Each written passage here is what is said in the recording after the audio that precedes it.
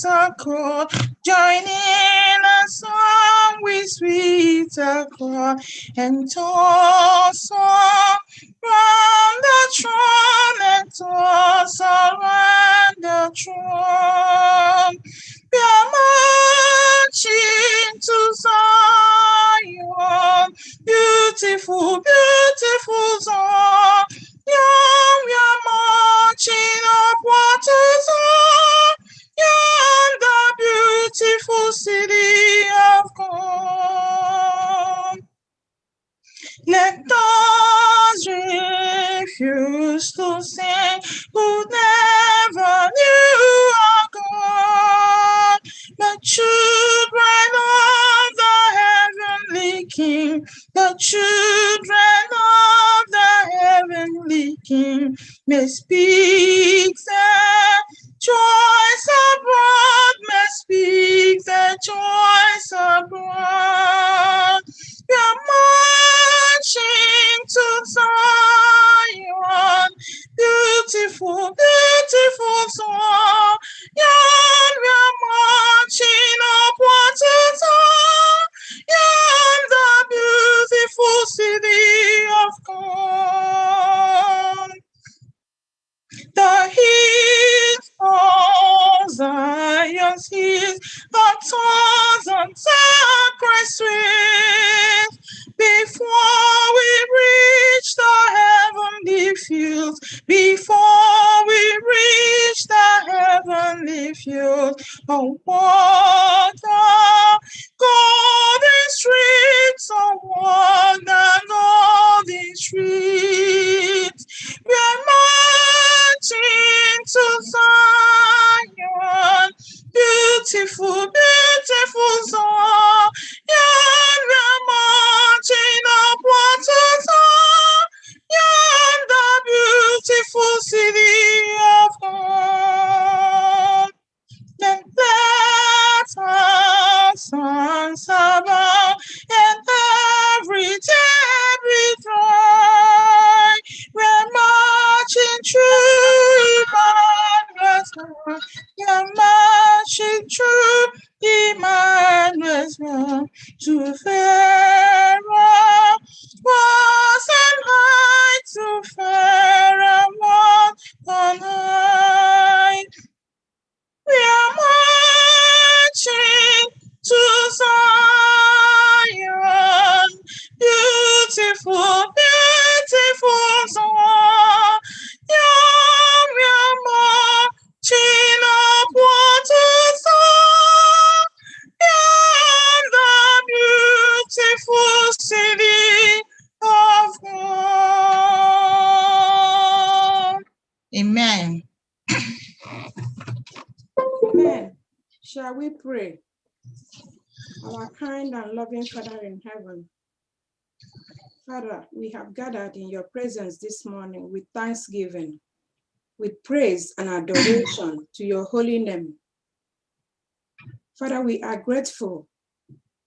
The women of FirstIgbo Church, we have been on the mountain and in your presence from the beginning of this week to the end, which is today, your blessed Sabbath day, the day you have set for us to remember, to come in your presence and tabernacle with you. Father, we have come as we are, broken, weak, empty, sinful, sick, and heavy laden. We have come to ask you to please forgive our trespasses. As you pass by, Lord, today, take our sins away and wash us clean as snow. Father, Lord, we want to lift you up today. This is a week of praising and thanksgiving to your holy name, because we have remembered how you have led us in the past. Father, this is Women International Day of Prayer. The women and men of FirstIgbo Church and our friends all around the world, we have gathered to receive strength. We have gathered to praise and uplift your name. We have gathered with thanksgiving. We have gathered to ask you to be with us, to give us the strength to be what you want us to be. Father, this morning, I pray that everyone that is logged in, either through YouTube or Facebook or the Zoom, worshiping you around the world, and even now on this festival Zoom, that you bless that family and that person abundantly in Jesus' name. That you heal and meet everyone at the point of their needs. Father, this morning we pray that you will worship with us, that this Sabbath school today will be done according to your own will and your direction. Wake up those who are still slumbering to come and worship. As we finish today, may we have a different view, a different lifestyle, because we have tabernacled with you. May you be exalted, for we have prayed with thanksgiving in Jesus' name. Amen. Amen. It is with our hearts full of joy that we welcome you into this wonderful Sabbath day. It is the 10th Sabbath of this quarter, and we pray that the Lord who has brought us this far will continue to keep you and continue to be with you and your family. Wherever you are logged in from, on Facebook, on YouTube, on the Zoom, wherever you are, just know that you are in the house of the Lord, and that the Lord who you have come to see today will really meet you at the point of your needs. And then anyị lesila Chineke onye unu nchọbịa taa na ọ ga-ehu unu na mkpali ile vụtara n'okwu Chineke taa na Chineke nga ịnara ekpere gị. Welcome, welcome, how do you do? Welcome, welcome, how do you do? Happy to see you, happy to greet you. Welcome, welcome, how do you do? Happy to see you, my friend. Ebiala, ebiala, ụlọ dị mma. Ebiala, ebiala, ndị oteno. Obi ndị m tikere gị, obi ndị m tikere gị, bịala, ebiala, ụlọ dị mma. Obi ndị m tikere gị. You're all welcome in Jesus' name. Amen. Amen.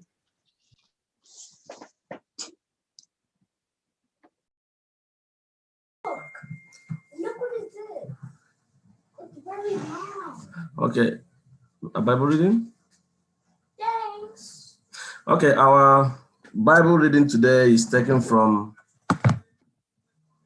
the book of Isaiah, Isaiah 53, verse 5. Isaiah 53, verse 5. And it says, "But he was wounded for our transgressions, he was bruised for our iniquities. The chastisement for our peace was upon him, and by his stripes we are healed. But he was wounded for our transgressions, he was bruised for our iniquities. The chastisement for our peace was upon him, and by his stripes we are healed." We have a very beautiful lesson today, which is the 10th lesson for this quarter. And the caption says, "Doing the unthinkable." Looking at that caption only, you could imagine how interesting the lesson is, and a lot of values that the lesson we have in our lives. The key thing in the lesson today is we looking at an innocent sufferer. How will you feel? That's one central question in the lesson today. How will you feel? Excuse me. How will you feel if you know that somebody innocent is beaten in the face and he doesn't complain and he doesn't defend himself for your sake and for my sake? And Prophet Isaiah recounted those experiences, trying to give us the context, what it means for for somebody to be an innocent sufferer, and that person is suffering for you and suffering for me. And then we're going to also see it in the context of the sin, the death, and the resurrection. So it's a full lesson for the day for us, and I'm not handling the lesson. We have our elder Chikanwu, who will be handling the lesson today. So I ask us to give him our cooperation. And as we always do in our lesson study, let's make it very interactive. Please be very, very alert to respond to his questions, and also read the Bibles and contribute to the lesson. And I know that the Holy Spirit will guide him to explore all the blessings embedded in the lesson of the day. May the Lord bless us as we study today in Jesus' mighty name. Amen. Amen. Let us pray. Onye nwanyị na Chineke anyị, onye dị mgbe niile ebighị ebi, onye a na-ebuli elu n'ụbọchị keta, n'ihi na taa bụ ụbọchị isi ma anyị bịa taa anyị na rịrịta ụka. Onye nwe anyị, the hour has come when we have to study from your word. Father Lord, we present the moderator of this lesson, your own elder Chikanwu. Onye nwe anyị, ọ maghị ekwu, ọ bụ naanị ma ị nọnyere ya mbụ mgbe ọ ga-ekwu ihe ị chọrọ ka o kwuo. Onye nwe anyị ndị asị biko, send a double portion of your Holy Spirit ka ọ nọla aka iri na ọla aka ekpa, chebe ya, nye ya uche zuru oke ka ọ ga-eji moderate ya this lesson. Chineke, ọ bụna ogwe anyị ndị ike ege, ekwekwa nnata ọ bụrụ ritual and business as usual. Biko, circumcise our hearts to be open and empty, so that your word that we are going to study today will penetrate into our soul. Father, as we worship you today, bless us and bless everyone who is listening and who is studying with us in Jesus' name. Amen.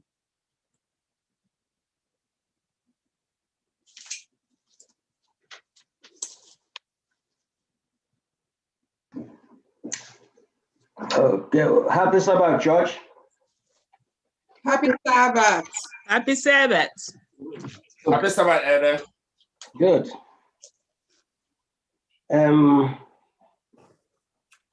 I am of the opinion that all of us are happy today, and we are here to receive the blessings of God. And we start by listening to his words and studying his words to move along. Yes, the superintendent introduced the lesson. The key to this lesson is orchestrated interactive about monologue and a definition lesson, because I'm teacher. I will just, through the help of through the guidance of the Holy Spirit, go through and all of us a chip or in for us to make this lesson, make something out of it. I've been a prayer. We invite you to come down and be with us and open our hearts, open our minds, open our eyes, so that we'll be able to see the good things embedded in your words this morning. So that all in Jesus' name we pray. Amen. Amen. Yeah, this lesson, looking at the caption of this lesson, doing the unthinkable. When I was looking at this and thinking about what the unthinkable means, the way when you share the unthinkable, it means something unthinkable when it can go in two ways. And either way, it has to do with love. If I do something unthinkable to someone I love, maybe that's what is unthinkable. Unthinkable bo l'okwu Igbo, l'okwu ka anyị l'okwu ngwa, nwele agbata fulere, nwele agbata fulere. So, nwele ode mgbe ọ gatara cross your mind at all. Nwele agbata fulere. You can do the unthinkable to someone you love, out of hatred. Why would he do something like this? Because Onyahu never thought that you could do something like that to him or her. And you could equally do the unthinkable in form of love, to show humanity, you know, the totality of this lesson, like the introduction of this lesson, doing the unthinkable, the summarized in as love, self-sacrifice for the good of others. Self-sacrifice for the good of others. About the type of unthinkable when you do self-sacrifice for the good of others, or basa forward, you be a beneficiary in one way or the other. They graduate land village, you know, to palliative, abo unthinkable, because in a matter dear, when you can get it there, you got we're to get that way, Kelly. They graduate ya kaba follow me about the unthinkable because they go like with an. All right. So the unthinkable can about that. It has nothing to do with you, but you do it. Sometimes my brother wonder, you know, when he kids may liking in a way, or to Bill Gates will under the to distant parts of the world. We think he go there to build charity homes, la do think millions there. Basafu abo wende Africa, abo wende Nigeria, abo wende Tanzania, whatever, ebo black today there. I mean, abo heart gawala close to what we are talking about, but abo what we are talking about. Maybe they gain something in return. Who knows? I don't know. But looking at what they do, you say that that's what it is. So when the introduction of the lesson gave us a narrative of somebody, a Chinese Christian, who know other people, his compatriots suffering in South America, like gold mine. So he thought of what to do, So the only thing he knew at the time he could do, but to go there and spend some 5 years suffering in that place. So yeah, remind them when 2 nights ago, their prayer. Augustus lecture. Go with what you have. You know, so that man went with what he had. He went and spent 5 years there, then 1 there. But before, as God will have it, he had done a lot of work in converting those, telling those people, those his compatriots, about God, about Jesus Christ, and 200 of them are there converted, or another Jesus Christ, to save their lives. He did that to save their lives, just like the unthinkable. Christ did that, did the unthinkable to save us so that we will live. He did what he did so that we will live. So, la memory text, as he was wounded for our transgression, he was bruised for our iniquities, and the chastisement for our peace upon him.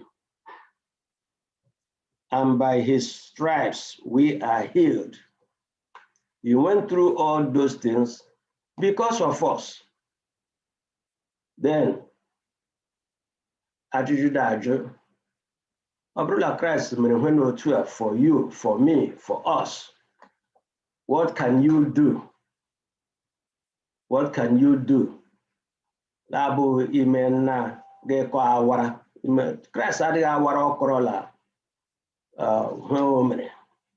He did it for you, for us. So the summary of the lesson You put two together, self-sacrifice. You just hold that. Self-sacrifice for the good of others. So that's so much for the introduction. Then yeah, we're at Isaiah, the testing the truth. Isaiah, it tested the truth. That's why was Isaiah testing the truth? Grable the truth Isaiah that Isaiah was testing. But when you the truth that Isaiah was testing. Does anybody know the truth Isaiah was testing? That's Isaiah's testing truth. And you got Isaiah 50 verses 4 to 10. Isaiah 50 verses 4 through 10. The Lord God had given me the tongue of the learned, that I should know how to speak a word in season to him that is weary. He wakeneth morning by morning. He wakeneth mine ear to hear as the learned. The Lord God had opened my ear, and I was not rebellious, neither turned away back. 6, I gave my back to the smiters, and my cheeks to them that plucked off the hair. I hid not my face from shame and spitting. For the Lord God will help me. Therefore shall I not be confounded. Therefore have I set my face like a flint, and I know that I shall not be ashamed. He is near that justifieth me. Who will contend with me? Let us stand together. Who is mine adversary? Let him come near to me. 9, behold, the Lord God will help me. Who is he that shall contend me? Lo, they all shall wax old as a garment. The moth shall eat them up. Who is among you that feareth the Lord, that obeyeth the voice of his servant, that walketh in darkness and hath no light? Let him trust in the name of the Lord and stay upon his God. Amen. Amen. So you see that Isaiah went into the way Oji, put to these things. Isaiah went there to persuade the audience on the day to teach them, to persuade them, to make them understand. Isaiah Adiaphobia, he did not have a compendium of Jesus Christ narratives of Jesus Christ, but Opi Kriya, just to get out the fulfillment of prophecy. Before I water this thing, we have to go back. We need to go back to Isaiah 49:7, or don't you Isaiah 49:7?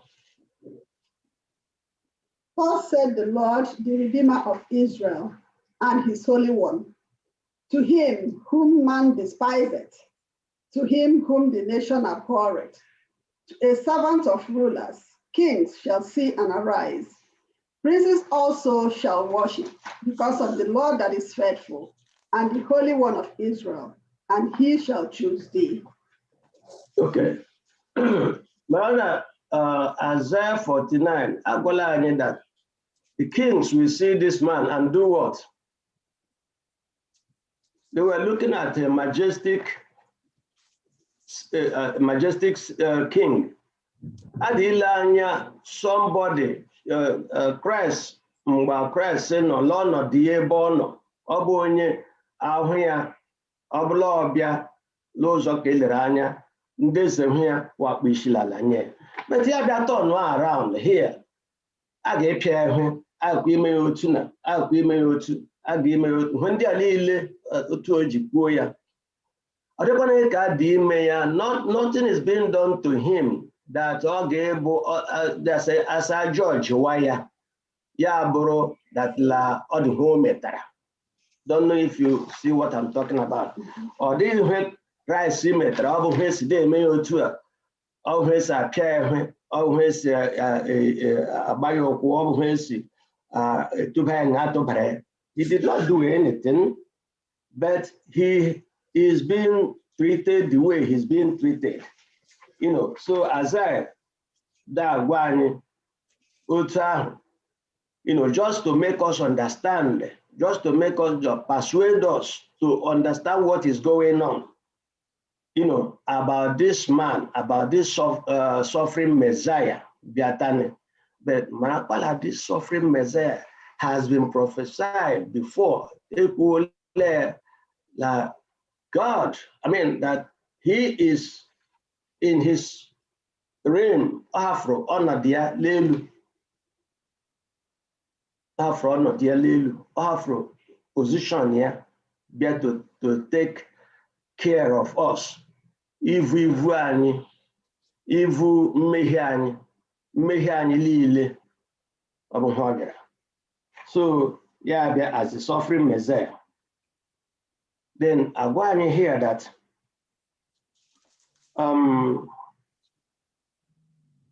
Ilewanya, how the whole thing has been, if you see how it has been played out, get on that la. I don't know more. Don't you know something there? I don't you want any contribution? I have a question. Yes. There is the matter at the bottom of Sunday lesson. It says, write down the spiritual principles depicted here in Isaiah 54:10 that should be applied to our own lives. Look at yourself in light of the list you make. In what areas could you do better? If discouraged, then read on for the rest of the week. We read this Isaiah 4:10. What are some of the principles, spiritual principles, depicted here that we should apply to our own lives? Because it says something about the tongue, speaking words of wisdom to the weary heart. It said about the ear, so. Thank you. Did you hear the question?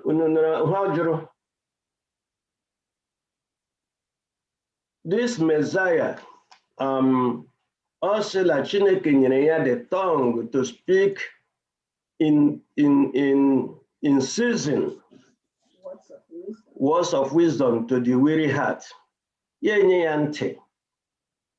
He did not rebel. Yeah, you know, all the attributes there that God has endowed him with, or God gave to him. You know, last night, in biometric lesson, we were just talking about other things on top of the lesson, not the lesson itself. And I must confess, so it didn't sit well with me, you know, and then when I left, after going back to reread the lesson, this particular area I go now, no say like this matter, like this matter, like Sunday say, read through Isaiah 54:10. Write down the spiritual principles. The spiritual principles, when they are lying there now, there are about 3, 4, 5 of them or so. Yes, depicted here that should be applied to our own lives. Look at yourself in light of the list, in light of the list you make. In what areas could you do better? Man say, oh, if I had read this before then, I could have handled the situation better than I handled it. A guy that lesson about Christ and his humility and his self-sacrifice and the tongue to speak in season. Then Udru, a guy how to speak in season. You don't have that tongue. It looks like all what you are doing is just talking and teaching and paraphrasing and doing all these things, practicality are there. This lesson was more of the practical aspect. We're not talking about Christ anymore. We're talking about what Christ did, and we're using what Christ did to apply to ourselves as followers of Christ. This lesson should model us to follow that principle, because Christ did these things, had all these experiences from 2000 and change years ago. So Christ God no la the last phase now eba di la nya my Isaiah 53:13. I go Isaiah 53:13. I get home like I go I got prepare. But for us to be part of Ndege Igbo, part of that Isaiah 53:13, that I get model after Christ, when the Oga Bigration 2000 years ago. And so, I don't know something I'll give there, that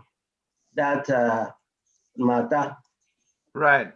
In response to that area, that last question, and what our sister have just said, if I don't remember, the caption of our lesson should guide us as we are going through doing the unthinkable. Yes. If I don't know how to speak good words in due season, yes. If I don't listen, I can't listen very well. And if I can't act, I don't know how to do it, or I do all those things wrongly, how do I do the unthinkable?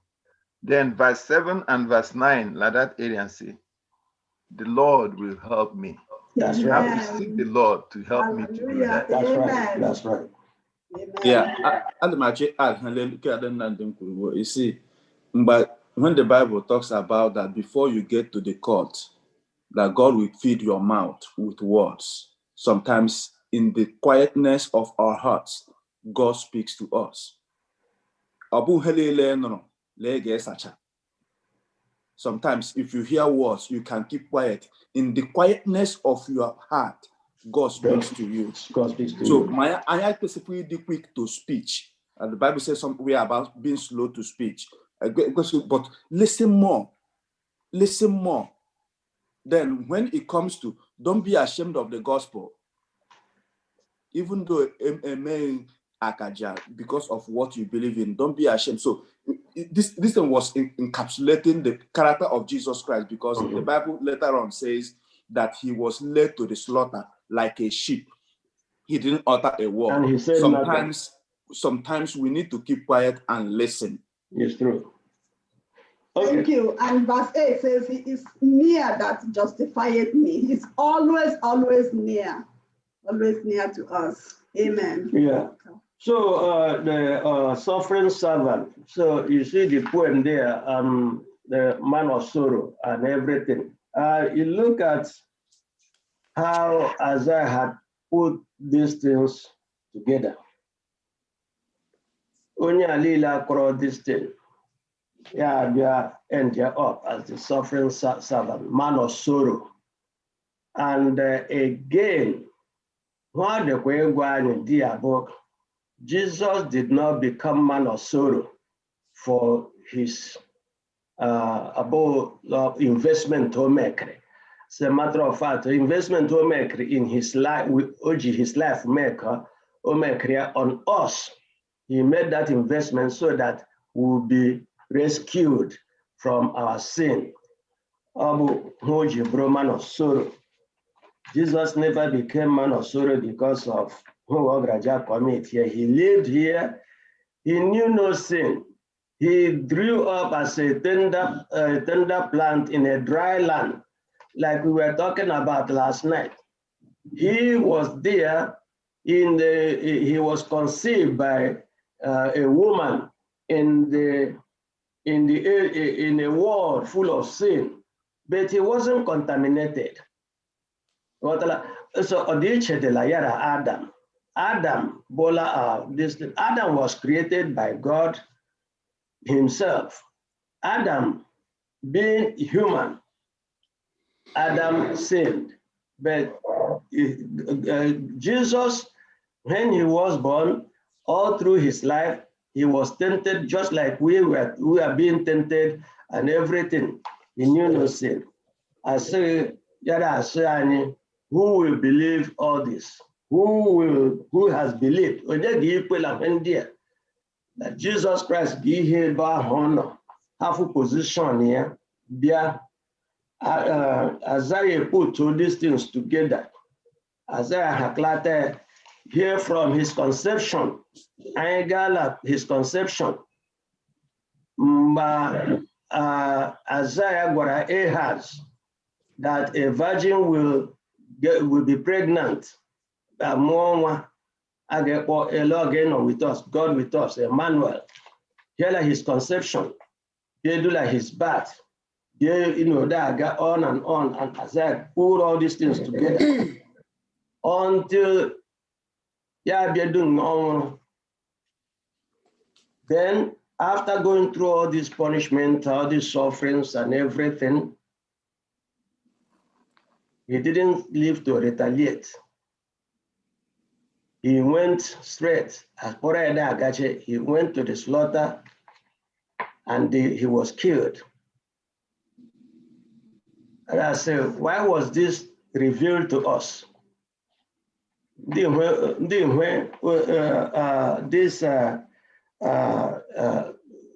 thing, Isaiah, why was the essence of it? Why is it revealed? And to whom is this revealed to?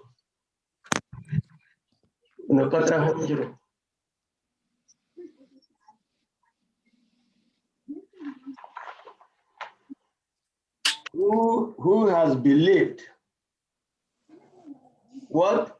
Who are the people that are supposed to believe? Who believed? Who did not believe? What is the essence? Why is it being revealed to us?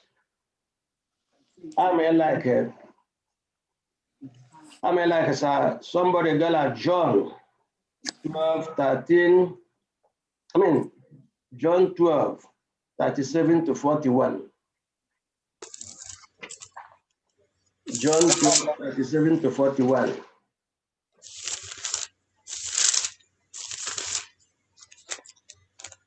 But though he had done so many miracles before them, yet they believed not him, that the saying of Isaiah the prophet might be fulfilled, which he spake, Lord, who had believed our report, and to whom had the arm of the Lord been revealed? 39. Therefore they could not believe, because that Isaiah said again, he had blinded their eyes and hardened their heart, that they should not see with their eyes, nor understand with their heart, and be converted, and I should heal them. 41. These things said Isaiah when he saw his glory and spake of him. Okay. Who should believe?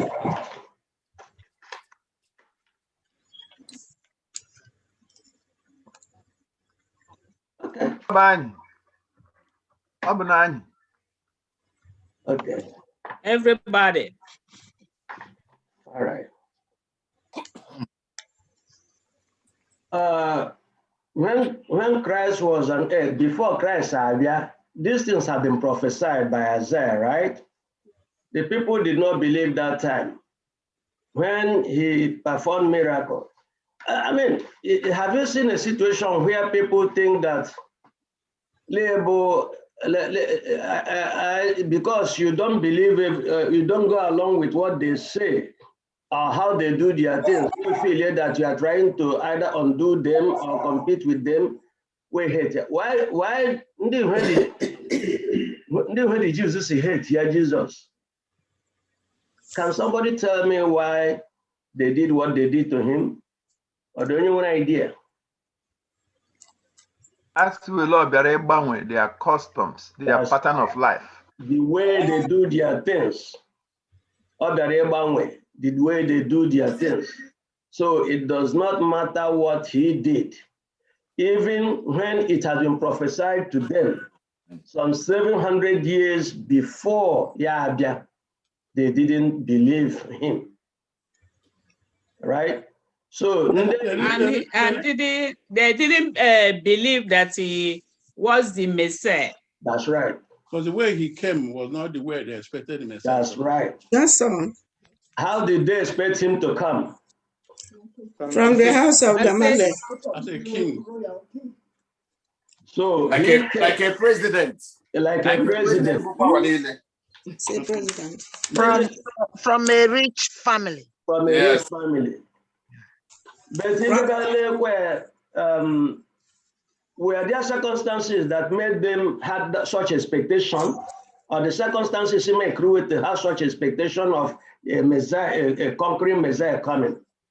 Yeah, because of the Babylonians, the Romans, that they had their own kings. They had their own kings, and they wanted somebody because of they were maltreating them.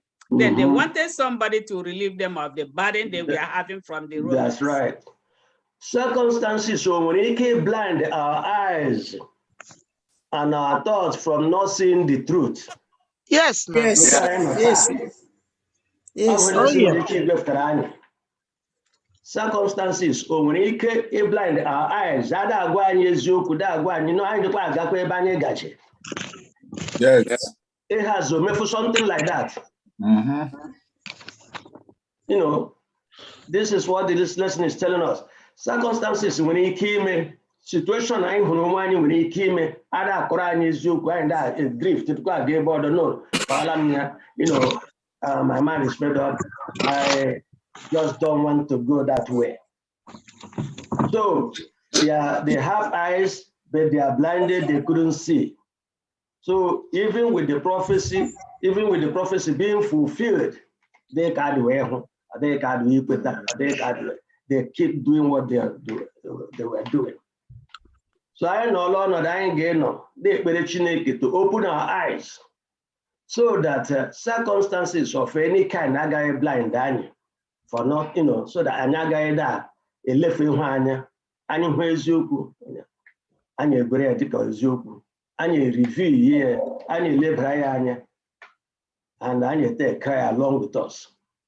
About this thing, one of the things this lesson, or the left right, that if we are not careful, if we are not connected with God, then the circumstances will shift.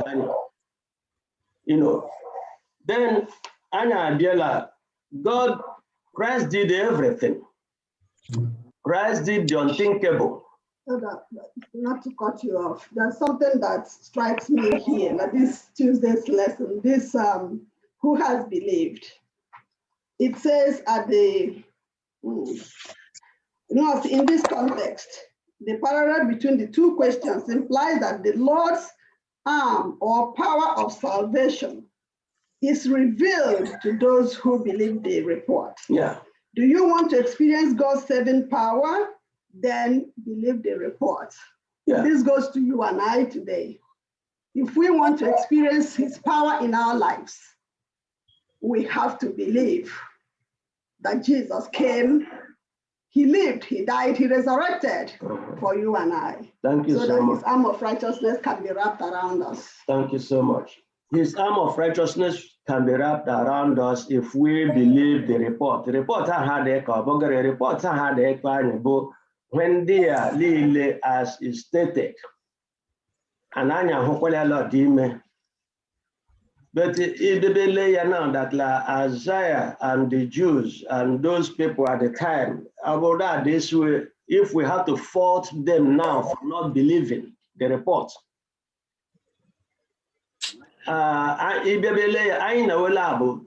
Just put ourselves now as those people then. Who has heard more about the report? The Gentiles. Know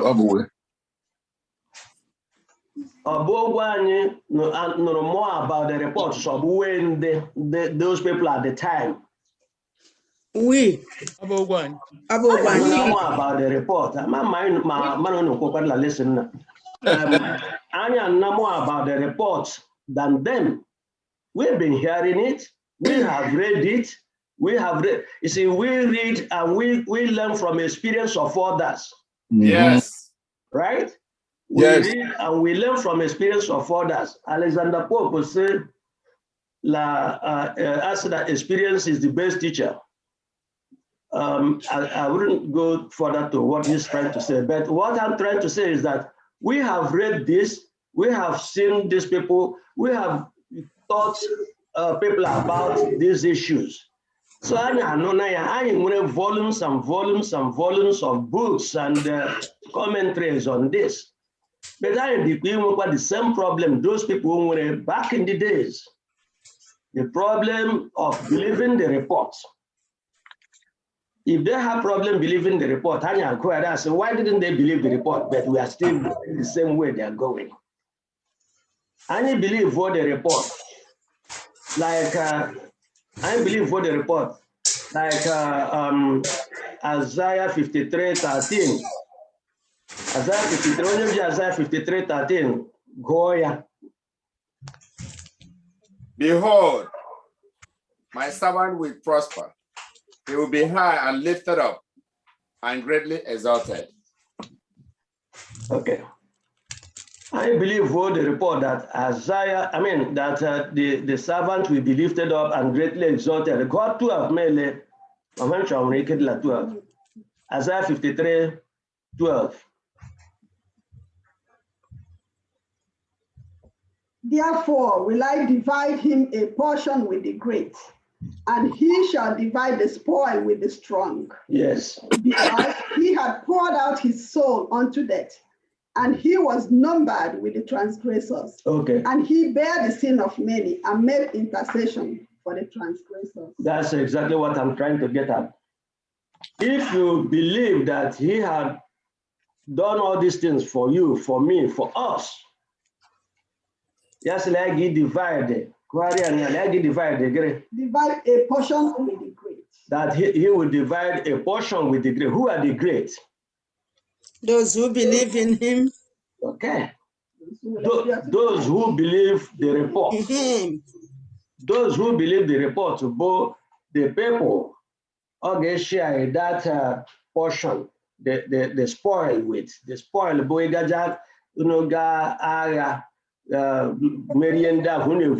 all those spoils, you come back and you divide it. Just like they divide here with the strong. Some versions of the Bible see with the great. Some versions of the Bible depend on what. And it will be for those who believe the report. The report, all right. So Christ did all that thing. It's up to us to believe the report. The report that he came, he carried our sins, he died for our sins, he was bruised for our transgression. By his stripe, we will be great. We will have to believe it. We will have to believe that he left his father's, he left his position in heaven and came and died for us. We have to believe that we have to believe that. So, and then reveal those who love God, because of the love of God over for us, almost reveal here. And if we believe the report, that we will get the greater portion of his blessings, So Christ did, like I was saying, he did the unthinkable to get to the unreachable. Unreachable, who are the sinners? We are the sinners. He never had any sin. He never committed any sin. The only charge, the Jews who went against him, he said that they charge him for blasphemy, that he said he's God.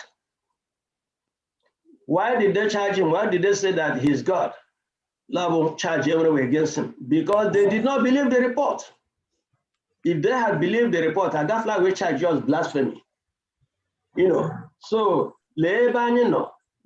Christ have position here, through just to salvage us, to pull us from the dungeon, about reaching the unreachable, the sinners, the unreachable, then how has it impacted us? In what way has this impacted us?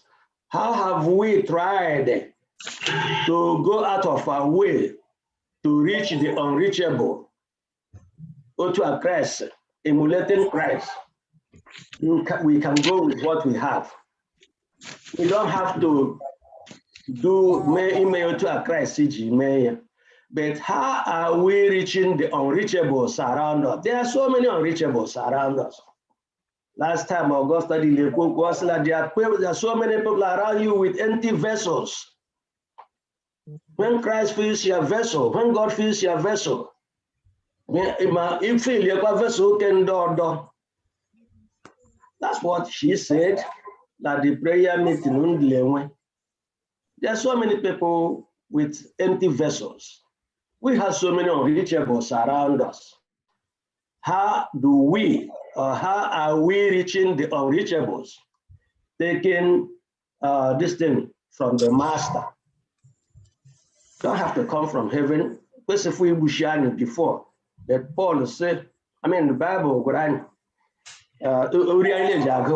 say, if you cannot preach like Paul, you cannot speak like angel. When he came in. Tell others how wonderful God is. That's right. People around we you. Cannot preach like Paul. We cannot speak like angel. We can tell others about the love of Jesus. Amen. Reaching the unreachable. And that is how that's what this lesson is telling us. That's what this particular lesson is telling us. How do we, yes. I want us to look at this report.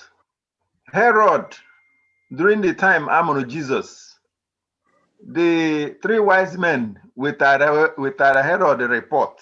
That's right. How do we see Herod believing in that report? Okay.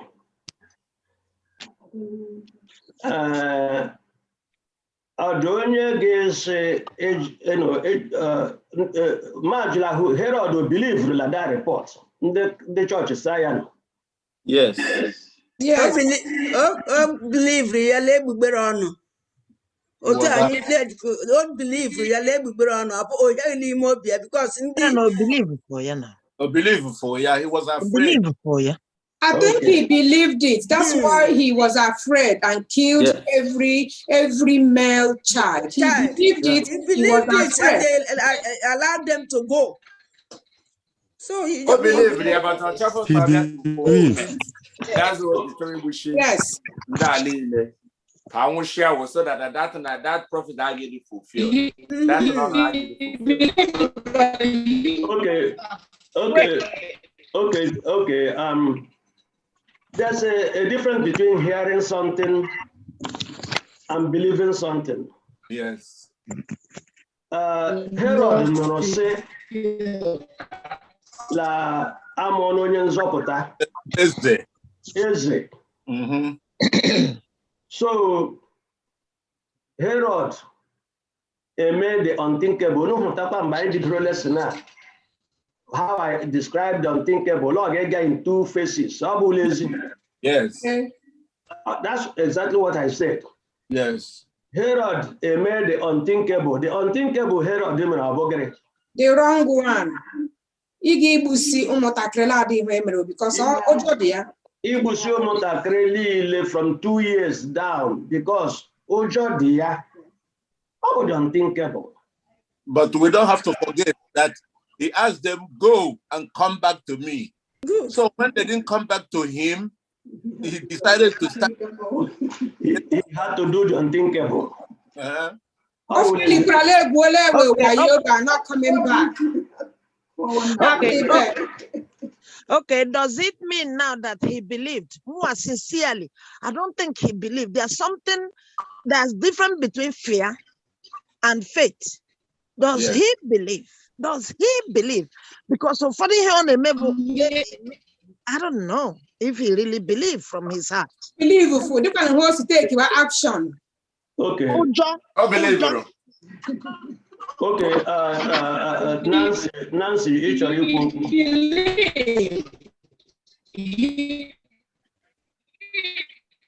Oh, okay.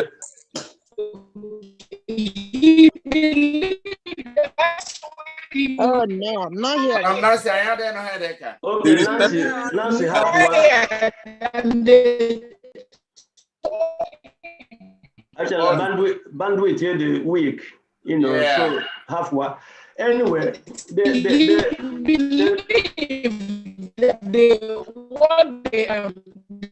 wise men came and told him, because these men are wise men, men from east.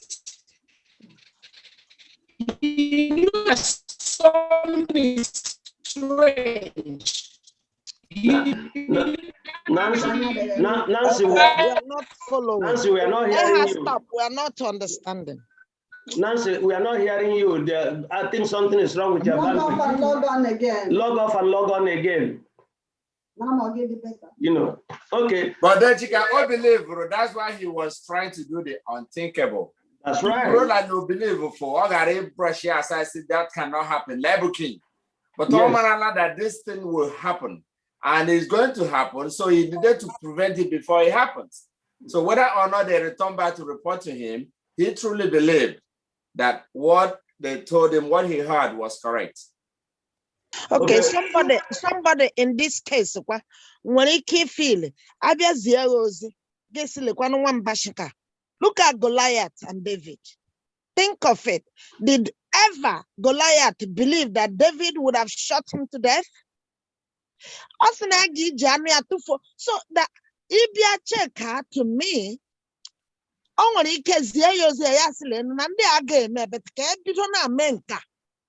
it doesn't mean it's from the heart.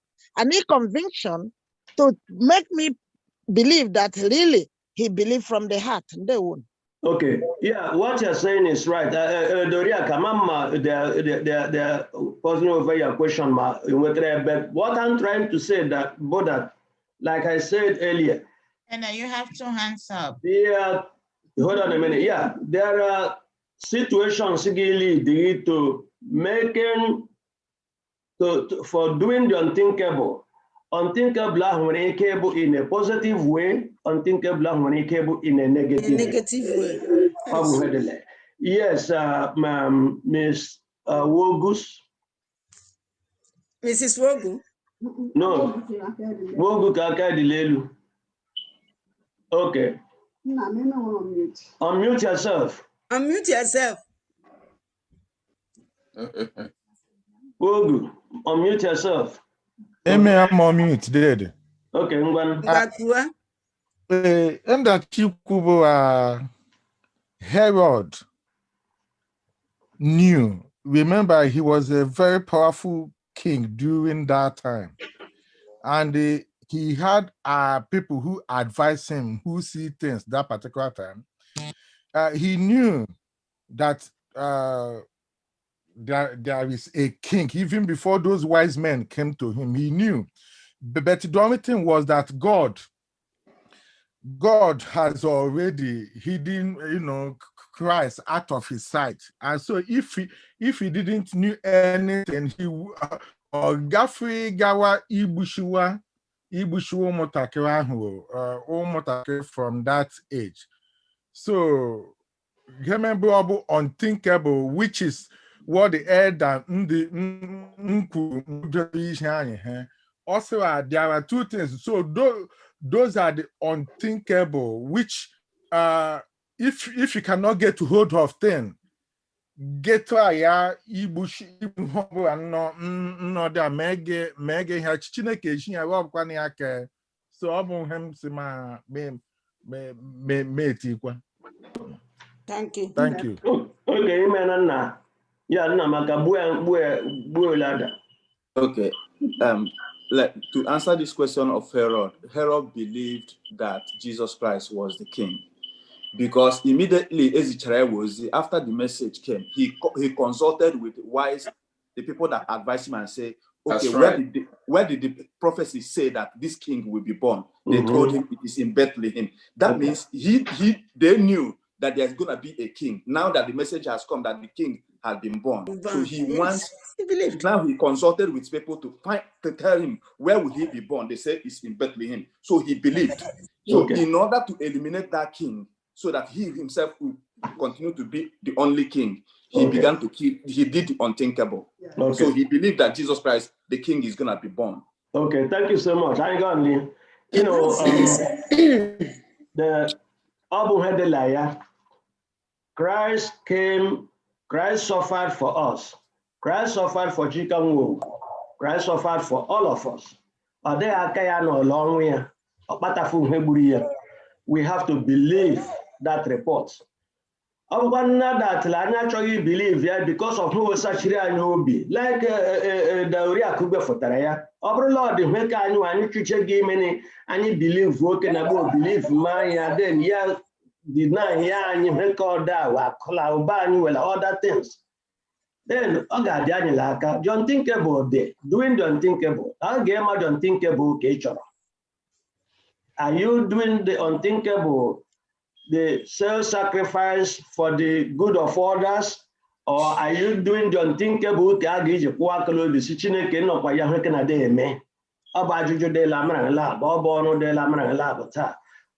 Choose your unthinkable. And again, how are you reaching the unreachables? Christ did the unthinkable to get to the unreachables. So about you and me. No teach they reach the unreachables in the Kewe. Good question. I had that in mind to ask. No, okay. Okay, the Chika, one question and one contribution before the question came. What question I'm sure Jumbo. If we actually believe the report, why is it that we are not doing the unthinkable? That's one question. Then the contribution to remember. Have a contribution so that I deal with your question. If you're actually if we actually believe in the report, why is it that we are not doing the unthinkable? Yes. And why we are not doing the unthinkable? And if we define what your unthinkable, the level of your unthinkable, that two people cannot be talking at the same time. You know, unthinkable, Jesus. Not so many people, not so many of us can go to that length. That's right. If you cannot preach like Paul, you cannot speak like Angel. The other way is you're unthinkable to reach the unreachable. All right? Reach the unreachable. Then transformation and reparation. Reparation and transformation. Mbanwe, lekwo ụgwọ. Anyị nweta anyị believe for it. Anyị believe for it. Anyị mesenya mwito ya line. Anyị believe for the report. Anyị eginwe mbanwe. Anyị nwe mbanwe. Anyị ge reach the people. But Christ mere Chineke gweftara Christ as an offering, reparation. Chineke gweftara Christ as reparation. Iji kwụọ ụgwọ gịrị kwana ụgwọ anyị metala eso bụ ụgwọ gịrị. Ndị ụgwọ ha kwụrụ. Yes, elder. No. Nna ịbachiri edewamba. Yeah, ama manya safuna ajụjụ ka ajụrụ ajụ ufu anya agafela la reparation. Ijụrụ ajụ dị ihu anyị si dịghị ime ihe Jesus Christ mere n'elu ụwa. The fact na anyị ndị nọ otu edekwa egwu anyị egbu anyị ndị ege anyị ndịkwa agụ ya anyị ndị anya n'ụzọ niile dị iche iche doesn't mean that we are reached. You cannot reach to somebody when you are not rich yourself. Okay. Cannot give what you don't have. Yes. Right. So I and then have we accepted it? We cannot help anybody else. Yes. So that's what I think about that. That's why most of us are not reaching out. Yes. You cannot give what you don't have. And Unuche, Yes. Unuche, all the two statements, the man family, Sarah Ajuju Herod. Herod believed it, but he did not do what? Accept it. He did not accept it. Herod believed, but he did not accept. So Mbadome for you accept, he had to do the unthinkable to collapse it. Herod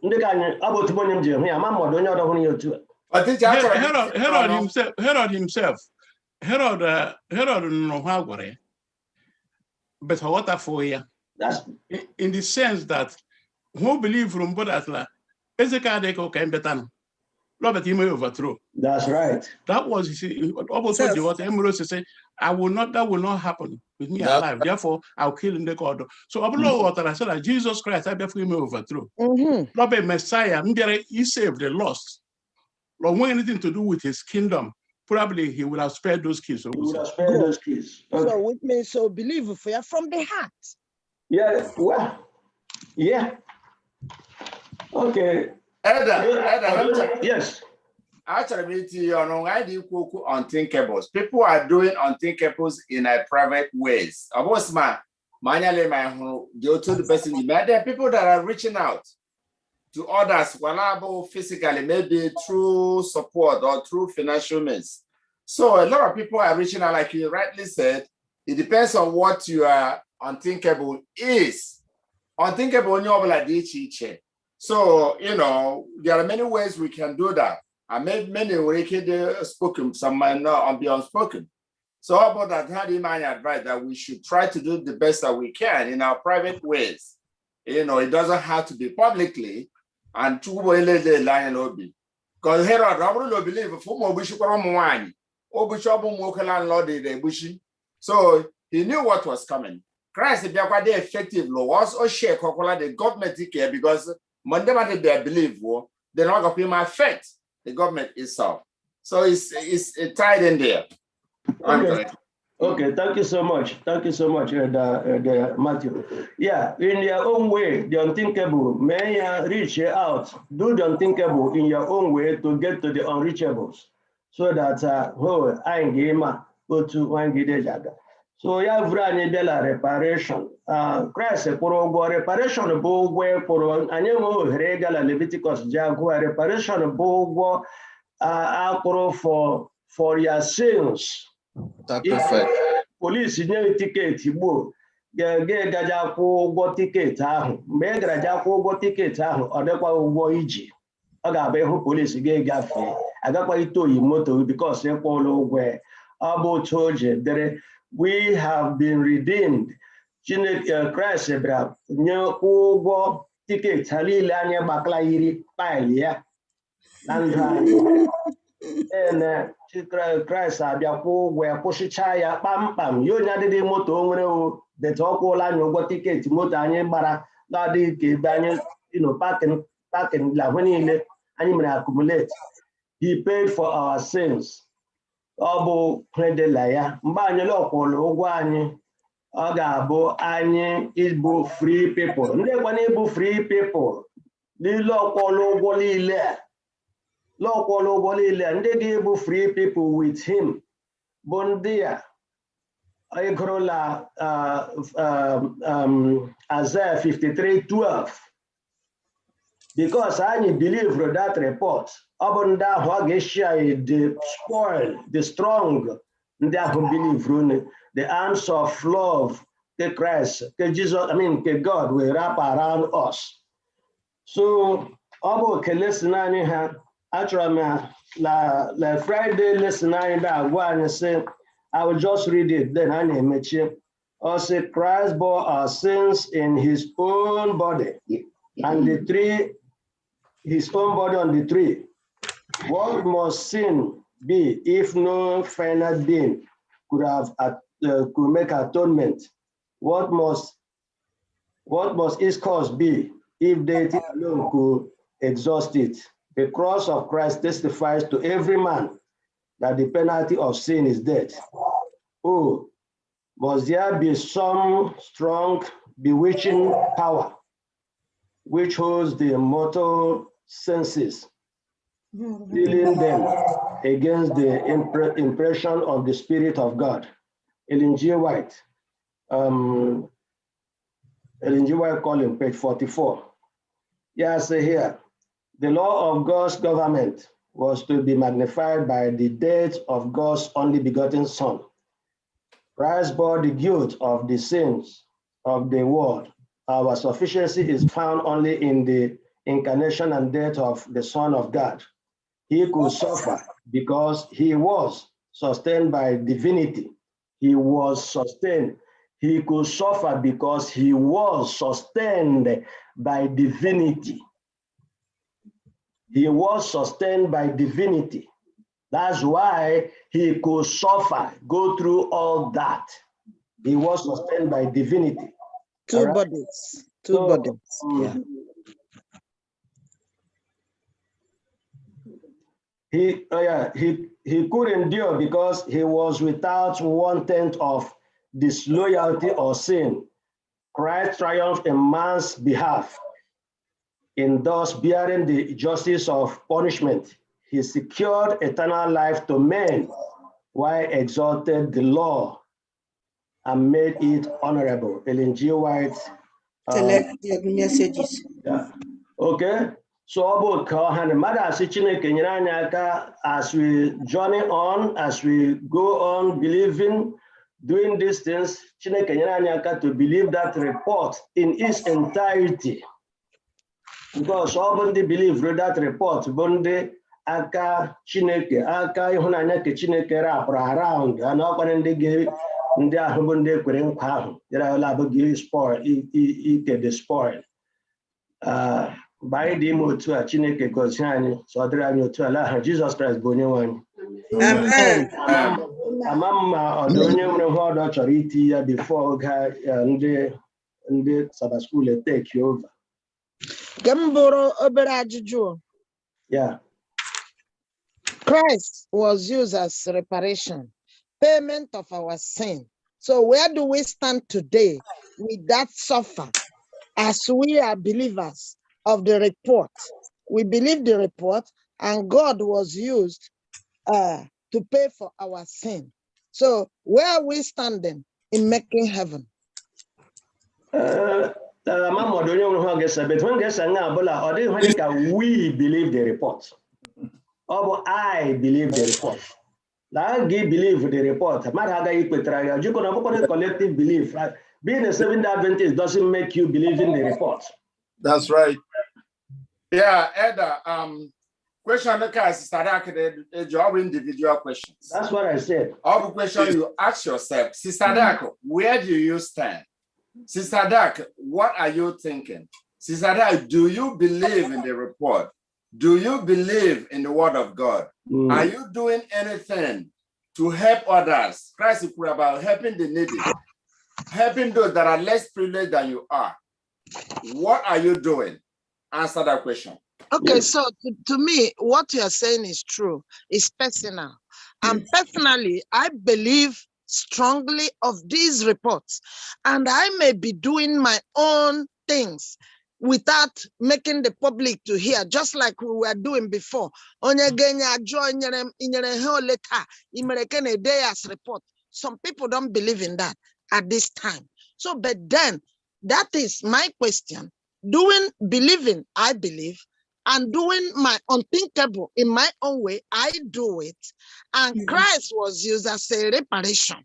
And still we are exposed to sin. We are exposed to sin that at times there are things you do without knowing that is wrong.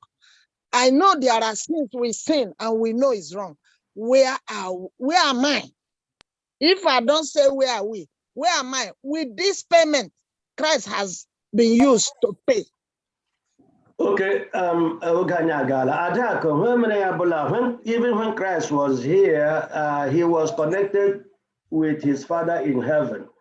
that question, I believe, I don't believe, emphatically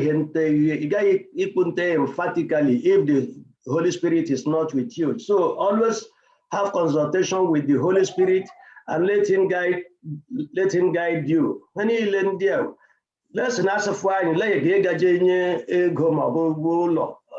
are so many qualities, Sunday lesson, spiritual qualities of Christ. The tongue, the ear, the listening ear, when they so intrinsic, everybody about launching. How they want about launching and they can about how to change our lives. Wouldn't to Christ that will help us change our lives, model our lives. Mandem about it. Mandem about it. It doesn't Let matter. your life so shine before men so that people will see your good work and glorify your Father who is in heaven. Amen.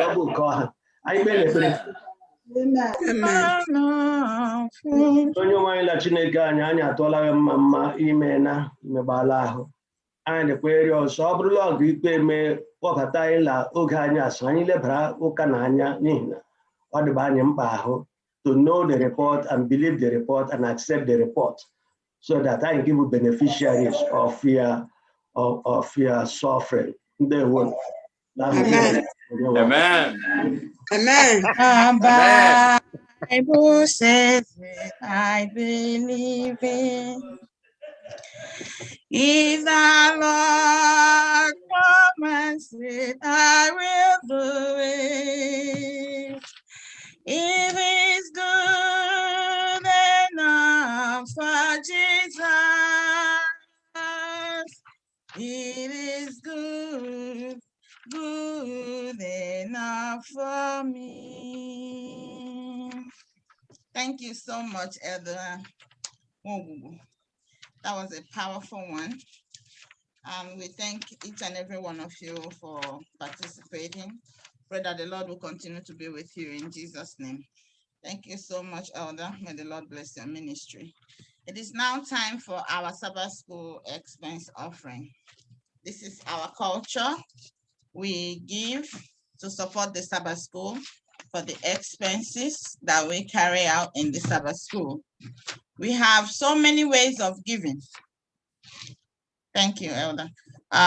You can go to adventistgiving.org and download our app, or you can go to adventistgiving.org and click on donate and select FirstIgbo Seventh-day Adventist Church. You can also Zelle the money to us. The number is 929-777-1752. It is projected on the screen. As you do that, I pray that the Lord will be with you and the Lord will continue to provide for you, because those who give will never lack.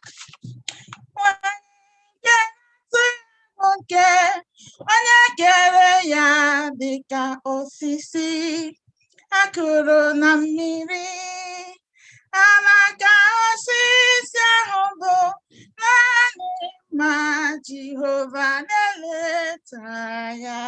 Ọ na-eleta ya nwanyị nke na-atụ egwu nke onye kere ya dịka osisi akụrụ na mmiri. Alaka osisi ahụ bụ naanị ma Jehova na-eleta ya. It is also the Women's Ministry Emphasis Day. I also urge you, as you are giving for the Sabbath School expense offering, there's also a column for women ministry. You can also donate to support the ministry. May the Lord bless you in Jesus' name. Amen. Amen.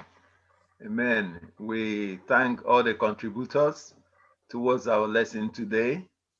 One thing I've learned in the lesson is about the unthinkable. The unthinkable is not one thing. There are many, many, many, many. And when we introduced the lesson, we read Isaiah chapter 50. Doing the unthinkable takes the grace of God. We are talking about doing the unthinkable on a positive way as a Christian. Read Isaiah chapter 53. After reading it, ask yourself, can you do that unthinkable right there in Isaiah 53? In our conduct during this week, series week of prayer, we have learned a lot about the unthinkable. Where do you stand? Where do I stand? It really takes the grace of God to do a positive thing that is unthinkable. So with this note, I thank everybody. Let's continue to pray for his grace to enable us and carry us through as we do the unthinkable. Next week, we are going to look at waging love. And I invite you to also come and study this wonderful lesson. Our 13th Sabbath is coming very, very close. It's next 2 or 3 weeks, and I ask us to be prepared for it also. I pray that the Spirit of Lord will abide with us and going to give us that special grace that will carry us through. In Jesus' mighty name, amen. Amen. We'll now bring this Sabbath school to a close by singing from SDA 238.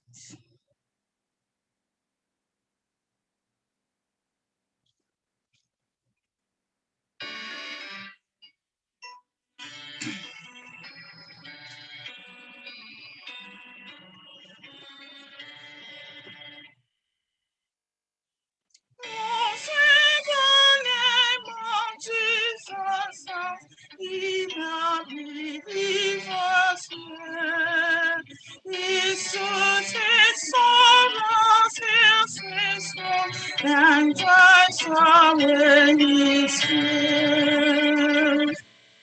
It makes no wonder spirits fall and comes the troubled breath. Takes my mouth to the hungry soul and to the weak prayer. The rock on which I build my shield and hiding place. My land of fallen treasure filled with boundless souls of good. Jesus, my shepherd, God and friend, my prophet, peace and king. My Lord, my life, my way, my end, the praise I bring. He keeps the effort of my heart and called my warmest storm. That when I see thee as thou art, how praise thee as I am. Amen.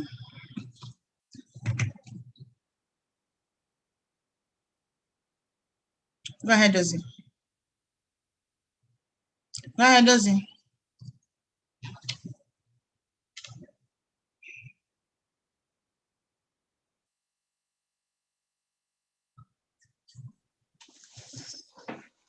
Onye nwe anyị na-eze anyị atụọla gị mma otu ibido anyị through our Sabbath school worship today. Onye nwe anyị imeela otu anyị ji mụọ ya m lesson, kọwasịa ya otu anyị nwere ike dịka mmadụ. Onye nwe anyị unthinkable ndị n'ụzọ lab. Mgbe ụfọdụ circumstance anyị adịghị ikwe anyị mee otu anyị kwesịrị iji eme. Anyị ndị arịọ sị gị biko ekwelata anyị mmụọ lesson na ka efu. Wee taa anyị mbụrụ ndị nga igwere ụkpa unthinkable ka ndịla Isaiah 53 3-9. Lobodo atụkwara aka about this report. Otu eji kpọrọ Jesus Christ pịa ya ụtarị mee ya ihe niile n'ihi anyị. Asịla o mepefu ọnụ ya. O kwufuo ngwa ngwa. Asịla o kwuwara ngwa ngwa hafụ ime ihe o kwesịrị ime. Anyị agaghị inwe olileanya n'ụbọchị nke taa. So anyị dị arịọ collectively sị biko Chineke nye anyị mmụọ ke njụrụ ajụ, mmụọ ke dịka Chineke Christ anyị. Let the example of Christ and his light shine and his beauty be seen in our lives after anyị mụchara ha ndị na. Otu ọ ga-ebu mgbe ị ga-abịa gaa hụ anyị dịka ndị nọ na njikere izute gị. Taa bụ ụbọchị ụmụ nwanyị ndị ime chi ekpere wee Women International Day of Prayer, La Greater New York Conference and other conferences too. Anyị ndị arịa obi ebinyere anyị n'ụbọchị nke taa na programs anyị niile Chineke gwere aka gị roll out. Biko bụrụ chairman anyị n'ụbọchị nke taa ihe niile. Onye ọbụla nke nga ikwu okwu n'ụbọchị nke taa biko tie ya izuke gị n'ime ya. Kwee ka mgbe anyị ga-imecha ha ndị na niile Chineke taga onwe gị mezuoro anyị ndị ka anyị na-emetara onwe anyị. Otu a ga-ịhụ anyị dịka ndị la njikere gị kpọrọ anyị baa n'ala eze gị. Agaghị m ichefu ịrịọ for protection of this Zoom line. Taga onwe gị gwere aka gị dị ike kwagide ya ka anyị hafe inwe any problem with it. Ka ha niile roll out well. Be thou exalted, for we have prayed in the mighty name of Jesus. Amen. Amen. Amen. Amen. Thank you so much, everybody, for participating in the Sabbath school today. Like we always do, we are happy that you are here. And we pray that the Lord who has brought you today will continue to bring you to worship with us. Wherever you are joining us from, we pray that the Lord will keep you and the Lord will continue to provide for you and your families. Till we'll meet again next Saturday, same place. And the Lord bless you all in Jesus' name. Amen. We welcome you to Sabbath school. We are happy that you are here. Happy Sabbath day. Happy Sabbath day to you all. Till we meet again. Happy Sabbath. Happy Sabbath.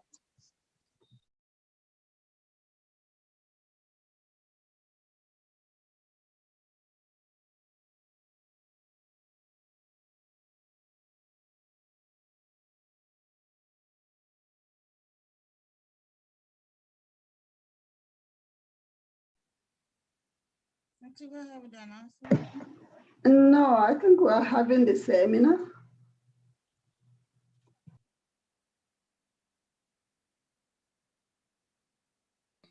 So sorry.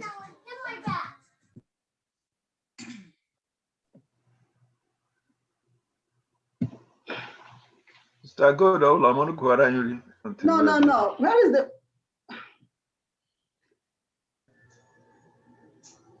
Okay. Happy Sabbath, church. There you go.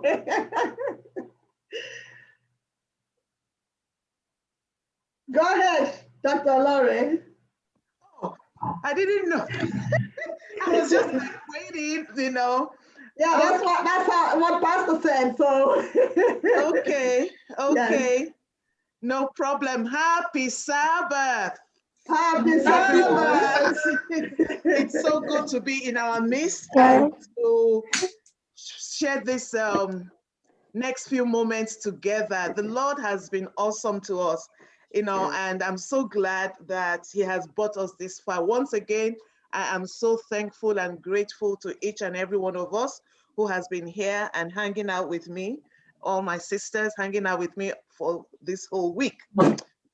So right now we're going to have a very quick seminar on something that I believe is very, very vital, foundational, and just not to be assumed that we have it already. We probably do, but as we are moving along into the next level as individuals and as a church, it is important that we make sure that this foundation is secure.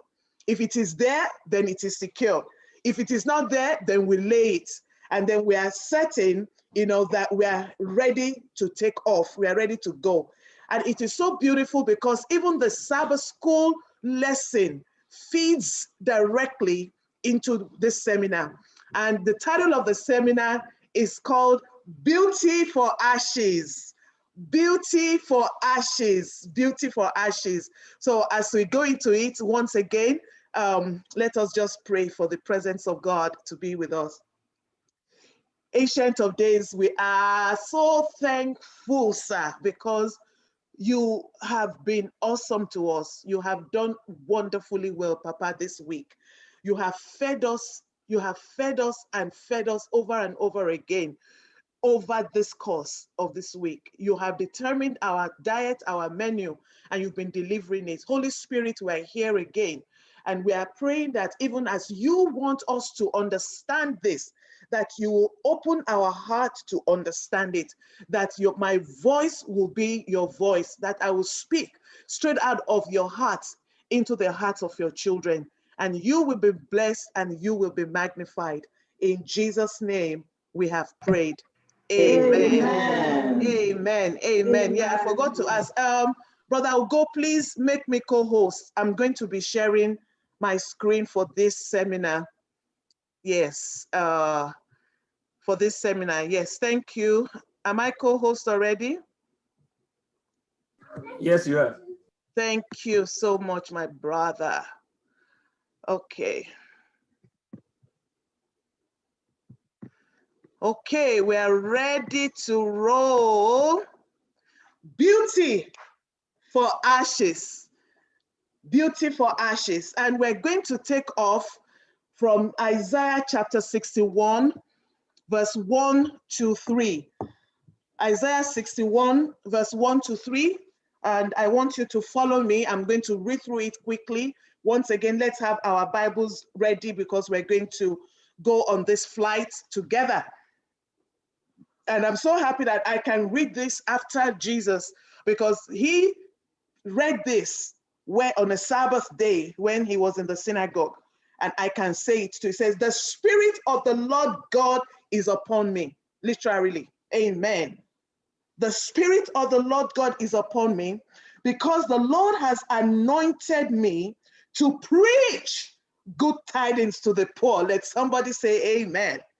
He has sent me to heal the brokenhearted, to proclaim liberty to the captives, and the opening of the prison to those who are bound, to proclaim the acceptable year of the Lord, and the day of vengeance of our God, to comfort all who mourn, to console those who mourn at FirstIgbo SDA Church, to give them beauty for ashes, the oil of joy for mourning, the garment of praise for the spirit of heaviness, that they may be called trees of righteousness, the planting of the Lord, that he may be glorified. Amen. Amen. So what does this mean? We're going to unpack this. I want you to open up your spirit, and all through, I'm asking you to be praying and say, Holy Ghost, teach me. Holy Ghost, help me understand. Make this my experience. What does this mean when we say beauty for ashes? So the first thing we want to define is, what are ashes, or what is an ash, or what are ashes? But we know that ashes are usually the remnant of a painful or of a burning. When something has burnt, then we have ashes. Yes or yes, right? So ashes is the remains of something that has burnt. It is a remembrance of what used to be or what could have been. Okay? So, and it comes out of burning, fire. So that's why I said ashes is the outcome of a painful burning experience, reminder of what used to be or could have been. It is a symbol of mourning and grief over a loss. So in the Jewish tradition, the way you know somebody is mourning is that they will take ashes and pour it on themselves. They will wear sackcloth. When that happens, it shows that they have lost something.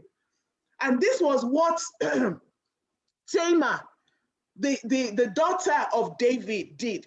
So it is not only when a person dies, physically, when something dies.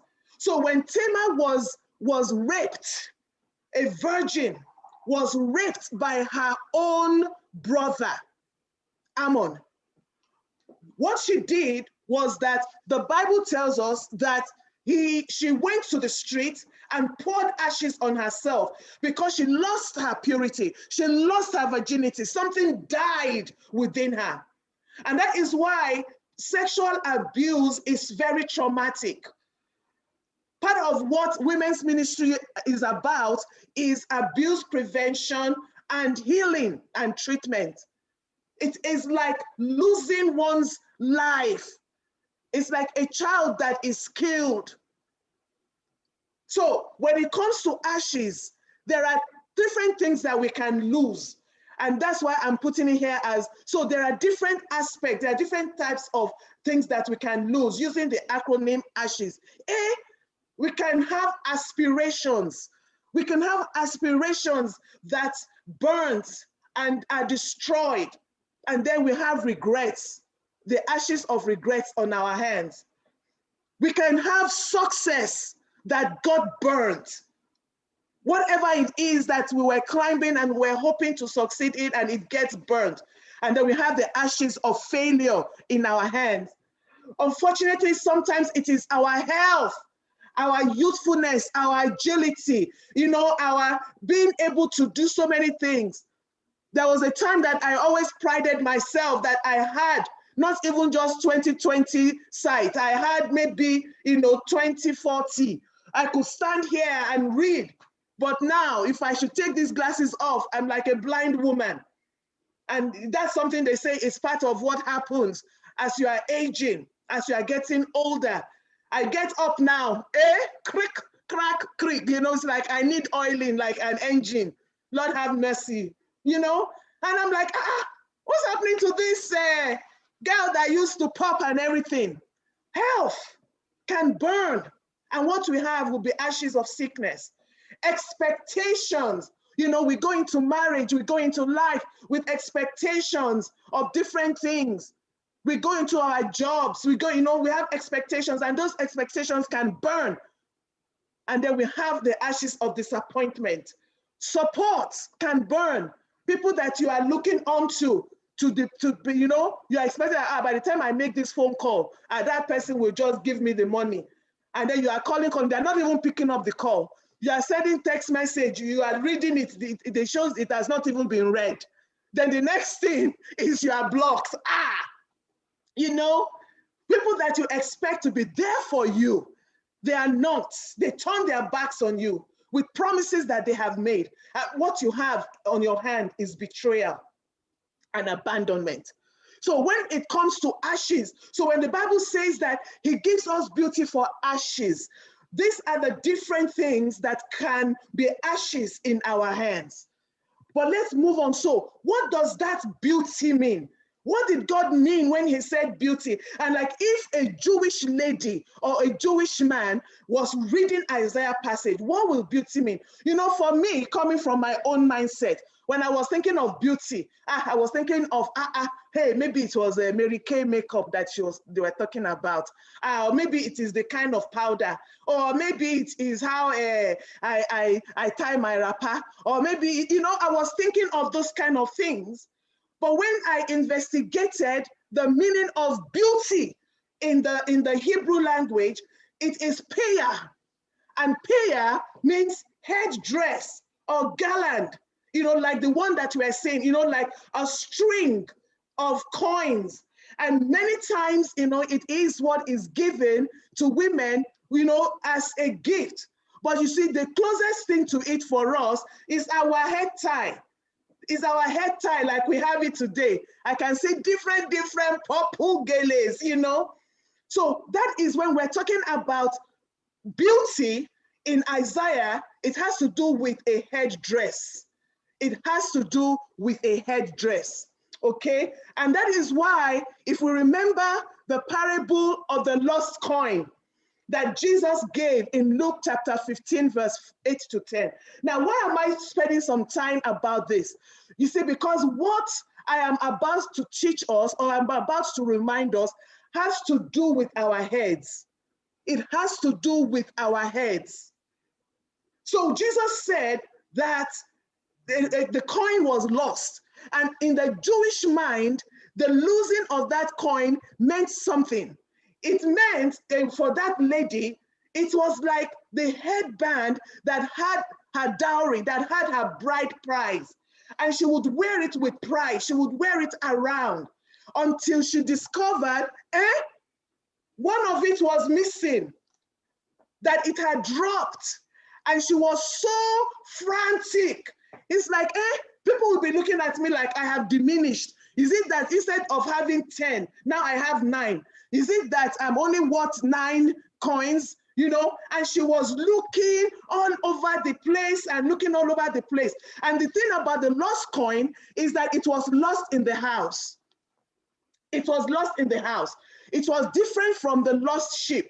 The lost sheep was lost in the field. And what this is saying is that it is possible for you to be in the house, to be in the company of the church and be lost. Or you can have a concept that is lost in the house. You have everything else, but there's one missing. And that is why when she found it, she was so excited. The Bible says that she called her friend like, hey, Chineke, idima, idima, idima, idima, idima. Come and help me praise my God. Oh, Jehovah Idegu. Because she found something that was lost. But if we continue, that even we have a male version, we have a male version of this. Can you imagine that in Exodus chapter 28, verse 40, the day I read this thing, I said, Papa God, you are too much. Exodus chapter 28, verse 40, it says, you are to make tunics, that is like coats, for the sons of Aaron, and you are to make sashes for them like a belt, and you are to make head coverings, like a cap or headband or turban. And do you know what? It was not for anything about, you know, maybe it made them more priestly or whatever. God said, I'm giving it to you just for glory and beauty, just for beauty. The band that you can see is the one that says, holiness unto the Lord on that gold plate. But the turban itself was just for fancy. So God does some fancy. So please, women, it's okay when you call for purple and you call for yellow and you call for, you are just acting like your father.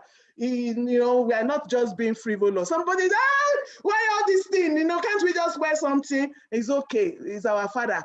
He has taught us how to be colorful. Okay? There are some things that God just does for dignity and beauty. And you can see again that beauty is being connected to something about the head covering, because it has to do with the brain, with the mind. No wonder the Bible tells us that when you are putting on the whole armor of God, salvation is what? Is likened to what? Helmet of salvation. So what I'm about to tell you has to do with your mindset, has to deal with your thoughts process. It has to do between your ears, what we're about to look at right now. And that is why in Zechariah chapter 3, I'm going to read that. In Zechariah chapter 3, it was one of those acts of God that we see for the high priest. So I'm giving you the context of the Jewish culture so that when we read the Bible and we hear some things, we can understand the context within which it is located. So in Zechariah chapter 3, starting from verse 1, we have the story of the high priest called Joshua, Yeshua, the Savior, but that is, the high priest. And look at what it says. Then he showed me a vision. He showed me Joshua, the high priest, standing before the angel of the Lord, and Satan standing at his right hand to accuse him. Can you imagine what effrontery? Yes, it was a vision, but it is telling us what happens. We're not saying that Satan is in heaven, But this is talking about the office that he occupies while he's on exile on earth. Let me tell you, my brothers and sisters, what you can see here is that that position called accuser of the brethren has been taken. It is not open for application. There is no vacancy, so don't apply. There are some of us who think that you have to interview to be the accuser of the brethren. So we go around accusing people. Hey, look at them. Have you checked them? Have you seen them? Hey, look at what they are saying. Look at, that position has been taken. Look for something else. God, Jehovah, is looking for people who are protector of the brethren, who are lovers of the brethren, who are carers of the brethren. God has not called any one of us to be fruit inspectors of anybody else. Let's mind our own business. Love the sinner, hate your own sin. It's not even just about hate the sin, love the sinner. Love the sinner, hate your own sin. Because if you pay attention to your own life struggle, it is enough to occupy you. You don't have to start becoming judge for somebody else. Satan has all the time to do that. You don't. You are about your father's business. So it says that the accuser of the brethren, Satan, was there accusing him. Look at you, high priest. I saw you yesterday. You yelled at your wife. Look, I saw you yesterday. You lied at the job. The day you were driving, I saw how you overtook and you call yourself a Christian. I know. You said that you are a Seventh-day Adventist and you are working on the Sabbath. Oh, you are eating this one. Fish. You are supposed to be a vegetarian. Chef, for you, stockfish is vegetarian. Look at you. All sorts of things. Accusing. And the Lord said to Satan, the Lord has chosen Jerusalem. Rebuke you. The Lord who has chosen Jerusalem rebuke you. It's like, Mechonu. Shut up. Which one is your own?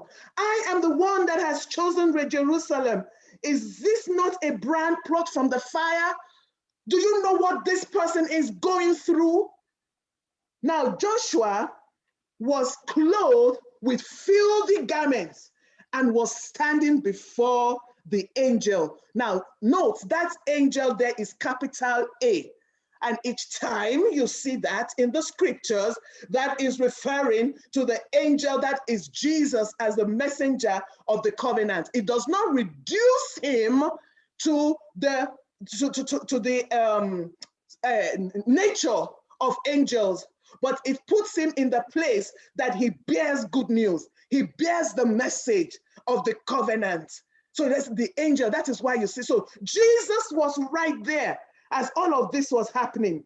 And then he answered and said, enough of all this mess. And he answered and spoke to those who stood before him. H again in capital, talking about when the angel of the Lord himself was talking. He said, take away the filthy garments from him. And to him he said, see, I have removed your iniquity. Somebody shout hallelujah. Because the garments was signifying either his status of purity, holiness, or dirt.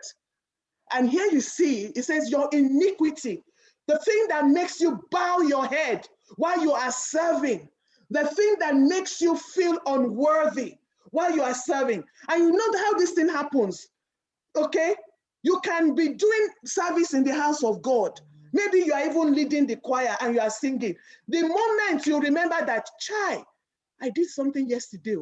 Maybe if your hand was up like this, praising God, then you remember, yeah, see how the way I just lied, though, your hand will start going down. Before you know it, you put it behind your back because you start to feel unworthy to be in the presence of God. You start evaluating yourself as a mother, like, I wrongly accused that my child and I beat him, and they discovered that I am the one that could not find what I beat him for. Chee. And I did not tell him I'm sorry. How can I tell him I'm sorry? We don't tell children I'm sorry, but and then you start to feel so bad in your heart, of course, the devil will jump on you. And then the next thing that, hey, and you call yourself. You know how we say, yeah, you call yourself. You are not the first person that he will say that to. He said it to Jesus. If you are the Son of God, do this. It's like, and you call yourself the Son of God. You call yourself a Christian. You call yourself a Christian woman. You call yourself an Adventist. You call, because if the devil can make you doubt your identity, he has won. That is why each time he went to tempt Jesus, he prefaced it. If, he did not say that since. He said, if you are the Son of God, if you are the Son of God, if you are, because if Jesus should shake in him being the Son of God, because he was feeling hungry, or because he was feeling tired, or because he was smelly, or because he was not looking nice, because he had not combed his hair, because they were spitting on him, if he should doubt his identity, our salvation is finished, is over, is undone. And that is what he does. So, therefore, Jesus said, look, take away, and I want you to note, he said, take away the filthy garments from him. See, I have removed your iniquity from you, and I will clothe you with rich robes. Now, did you notice that he did not say, go and wash your clothes? He did not say, yeah, dust it off, dust it off, dust it off. No, he did not say that. He did not say, go and wash, go and take a bath. What did he say? He said, remove it from him and give him another one. Somebody shout hallelujah. I'm going somewhere with this. He said, give him rich clothes. And then look at verse 5. And I said, let them put a clean what? Turban on his head. So they put a clean turban on his head, and they put the clothes on him, and the angel of the Lord stood by like, hey, that is what I'm talking about. What does it mean to have a new turban? I am praying to the Most High God today that somebody will have a new way of thinking, a shift in your mind about how you stand before God, a clearer understanding of your status in the presence of the Most High. I'm praying that somebody will have a new mindset, a new way of thinking, a new way of wrapping this thing around your head. And that is why you can see that Paul said in 2 Peter chapter 4, verse 8, he said, finally, there is laid up for me a crown of what? A crown of what? A crown of what? A crown of what? Can somebody just tell me? Righteousness. Righteousness. Crown of righteousness, which the Lord, the righteous judge, will give to me. To me. To me. Waiting now. Point and say that will give to Augusta. That will give to me. Amen. He says that he will give that he will give to me on that day, and not to me only, but also all who love his appearing. Yes, that is what Adventist means. He said a crown of what? Righteousness. I'm going to park in that place of righteousness for a while.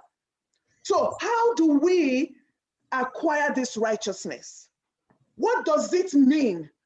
Because it says it's a crown of righteousness. It is something that you wear where? On your head. It is something that has to do with your head, I wish, how we women, when we have done weave on, either Brazilian or something, and the thing is itching. You know how you would just be going like this, because the thing is scratching you and you don't want to think. We need to do this right now. Like, hey, my head, listen. What does this mean? How do we get this righteousness? Can somebody unmute and read Jeremiah 23, verse 5 to 6, even as I have it projected? I want somebody with a strong voice, to just read this. The Lord our righteousness. For the time is coming, says the Lord, when I raise up a righteous descendant from King David's line. He will be a king who rules with wisdom He will do what is just and right throughout the land, and this will be his name, the Lord our righteousness. Amen. Amen. Amen. The Amen. first thing you need to understand is righteousness is a person. Ah!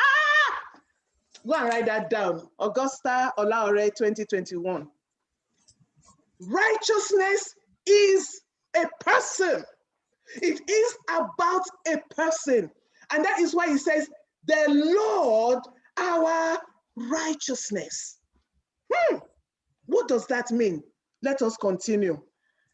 You see, the Bible tells us in Isaiah 53 verse 11, this is part of the scriptures that came in our Sabbath school. It says, out of the anguish of his soul, he shall see and be satisfied. By his knowledge shall the righteous one, my servant, make many what? Righteous. And he shall bear their iniquities. I'm going to ask you a question right now.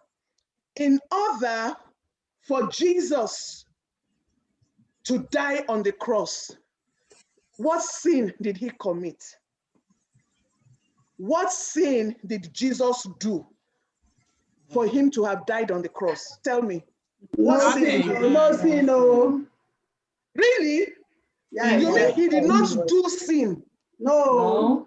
He did Yeah, not do sin. No. Kai. And he now died on the cross. Why? You and I. Look at what the Bible says. For he made him who knew no sin to be what? Sin for us. Sin for us.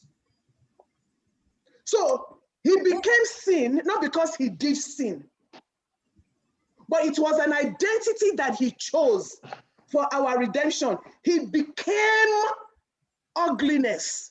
He became craziness. He became madness. He became stupidity. He became murder. He became theft. He became molestation. He became idolatry. He became adultery. And that was why when he was on the cross, it got to a point that justice could not bear the enormity of the sin that hung on the cross, because it was no longer the Son of God that was being seen. It was sin that was seen on the cross.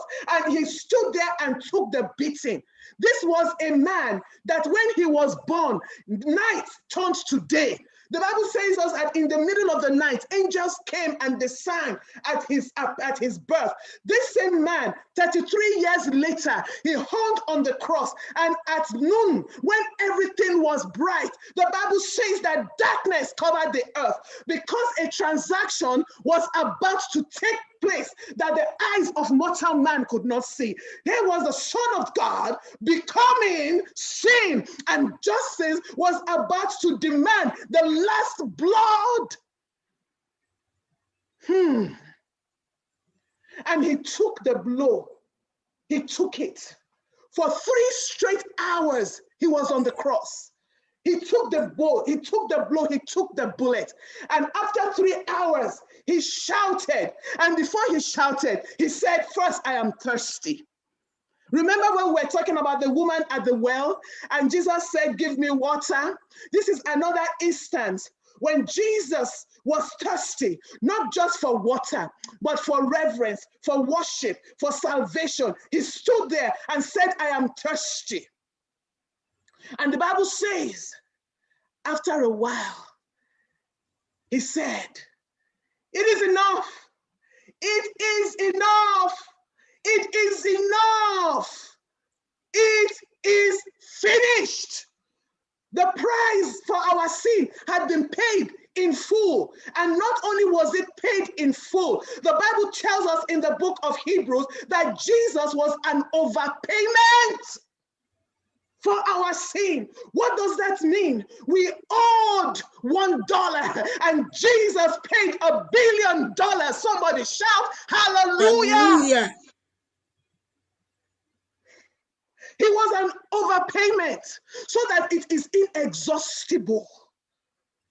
Your sin, my sin, so that what will happen? You might become. Somebody say become. Become. You see, he became sin so that you can do what? Become righteousness. The righteousness of God. He did not Yes. say so that you will be doing righteousness. He did not say that so that you will be earning righteousness. If Jesus did not do anything to become sin, then you don't do to become righteous. Think about that. You don't do to become righteous. That is why there's nothing that you can ever do that will make God love you less. There is nothing that you can ever do that will make him love you more than he has already loved you, because it is not about you doing, it is about you becoming. It is about you becoming. So righteousness is something that you become. And how do we do this? How do we do this? I wish I could be inside your brain and turn on the switch called believe. Can somebody please read John 10:10? How does this righteousness, how do we become it? How do we become righteous? Can we see Romans 10:10 that I have projected here? And I'm choosing to use the King James Version because some of us need to see the believe it so that you will know that it is conk. Please read John 10:10. For with the heart man believeth unto righteousness, and with the mouth confession is made unto salvation. Hallelujah, Sister Gold. With the heart, man and woman, mankind believes. By believing, we become. It's a shift in our mind. It is by us accepting that, hey, you mean I don't have to do, I just have to become. I just have to accept it. I just have to receive it. That is what it is saying. So as our brain is working right now, doing you know, we are thinking that, hey, what is this woman telling us? As your brain is working, all I just want you to do is believe. That is, take God at his word. That God that spoke to Abraham and said, you don't have to do anything, Abraham. All you just have to do is believe, and not just believe in yourself or believe about the trees or about the forest. No, you believe who? You believe God. If God says that Jesus is enough to satisfy the sin of the world, please believe him. Accept it. That the death of Jesus is enough for you. And that your sins, not just the one that you committed in the past, to the very last sin that you will commit 1 second before the trumpet sounds, Jesus has already paid for it. Jesus has already forgiven you in advance. And that is why I was telling you that the grace of God is like insurance policy that you buy. Comprehensive insurance. When you have an accident that is called sin, you go and claim it. That's why it says, my little children, I write to you so that you will not sin. But if you sin, you have an advocate, Jesus Christ the righteous. But every moment, every point in time, whether you sin or you don't sin, you are remaining righteous before God. That is what Jesus bought on the cross for you. You do not lose your righteousness by sinning. Once you have believed in Jesus, the Bible says that there is therefore now no condemnation for them that are in Christ Jesus. You remain under that covering of Jesus. And let me tell you, it is not cheap, this righteousness that you are saying. Because some people will say that, what does that mean? Okay, you said that this is what we become. Righteousness is given. That is what Isaiah 54:17 says.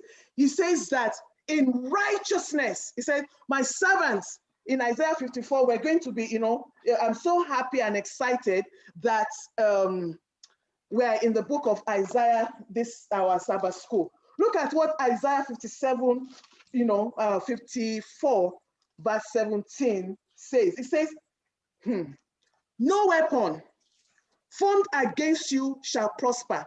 Every tongue that rises up against you in judgment you shall condemn. This is the heritage of the servants of the Lord.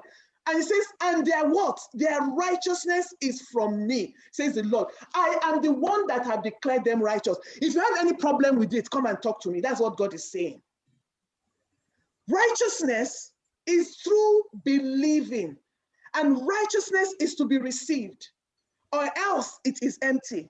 You know, the story is told of Winston. Winston was a thief. No, he committed a railroad robbery, and he was sentenced to death. And as he was going to be put to death, they said, wait, there's a letter from the chief judge. There's a letter actually from the governor. And that letter read that Winston should be pardoned. And they read it, that paper was there. It's like, oh, Winston is to be pardoned. Do you know what Winston said? Winston said, no, I have to die. I have committed this atrocity and I have to die. And guess what happened? He was killed. Why? Because a pardon is only effective as when it is received. Otherwise, it is just an ordinary piece of paper. Some people would have said, if he died, if he did the sin, let him die for it. Why are you making it so cheap? Let me tell us something. Righteousness is not cheap. With what I described to you about what Jesus Christ went through on the cross, I submit to you that righteousness is free because somebody paid for it. It is free to you because that is what grace of God means. It does not cheapen sin. God is still upset with sin just like he was right from the Garden of Eden. God still has purer eyes than to behold evil as he has ever been, because God is holiness. He cannot endure evil. No, it is impossible. And that is why, because he knew that nobody that is called human can stand before his holiness without being consumed. That is why he made provision in Jesus Christ, his son. That Jesus will be the propitiation, will be the payment, the penalty, and the full responsibility for our sin. Please, let nobody go from here thinking that sin is endorsed by God or that righteousness is cheap. It is free to you. You become it because somebody paid for it. And that is why it is important for us to now see how it played out in the life of these people. You know, I have chosen these guys because there are people that we know their stories in the Bible. There are people we know their stories. Let's look at Abraham. Abraham was somebody who was so selfish that he traded the life of his wife. I mean, when you just think about it, what does that mean, Father Abraham? So it did not matter to you that Sarah, who actually is your half-sister but is now your wife, will sleep with another man, will go into another man's court just because you are afraid that they will kill you. What kind of for better, for worse? It's like you have just abandoned your wedding vows, Father Abraham. I beg. This was the same Abraham, you know, that went to Egypt and got a slave called Hagar. So Abraham had his issues, but look at what the Bible calls him. After he had done all of that nonsense with Abimelech, can you imagine what God said in Genesis chapter 20, verse 7? You know, it's like, God, I don't know, it looks like you're doing partial. God, it looks like you are, how can you be saying this about, we know who Father Abraham is. Oh. Look at what Genesis chapter 20, verse 7 says. Hey, now therefore, restore the man's wife, for he's a prophet. Which one? Who is a prophet? Prophet of what? Prophet of lie. But as far as God is concerned, he says, restore, because he's a prophet and he will pray for you and you shall live. But if you do not restore her, know that, hey, you are dead meat. Not just you, you and all that are with you. And God was not joking, because when Abraham prays, who answers? When we pray, God. who answers? God. Who gives the power to our prayer? It is not because we are doing jumpology or we are saying the right words that God hears. No, that our prayer is powerful. Our prayer is only powerful as God is powerful. So look at what verse 17 says. The Bible said that, so Abraham prayed to who? To God. And God healed Abimelech. God, what are you saying? This Abraham is because the Bible says before God, Abraham was righteous. It was not about what he did or he did not do. The Bible says that Abraham believed God and it was counted to him for what? Righteousness. For righteousness. Look at Lot. Do we know the story of Lot? Lot was the guy that had 2 daughters, and the daughters told themselves that, look, oh, see the way this world is, oh, we need to do something. Anyway, at the end of the day, Lot, that is, after he was so rude to his uncle Abraham and said, give me this land, me, I want to take this one. And Abraham said, okay, choose where you want to go. And he chose, the plains.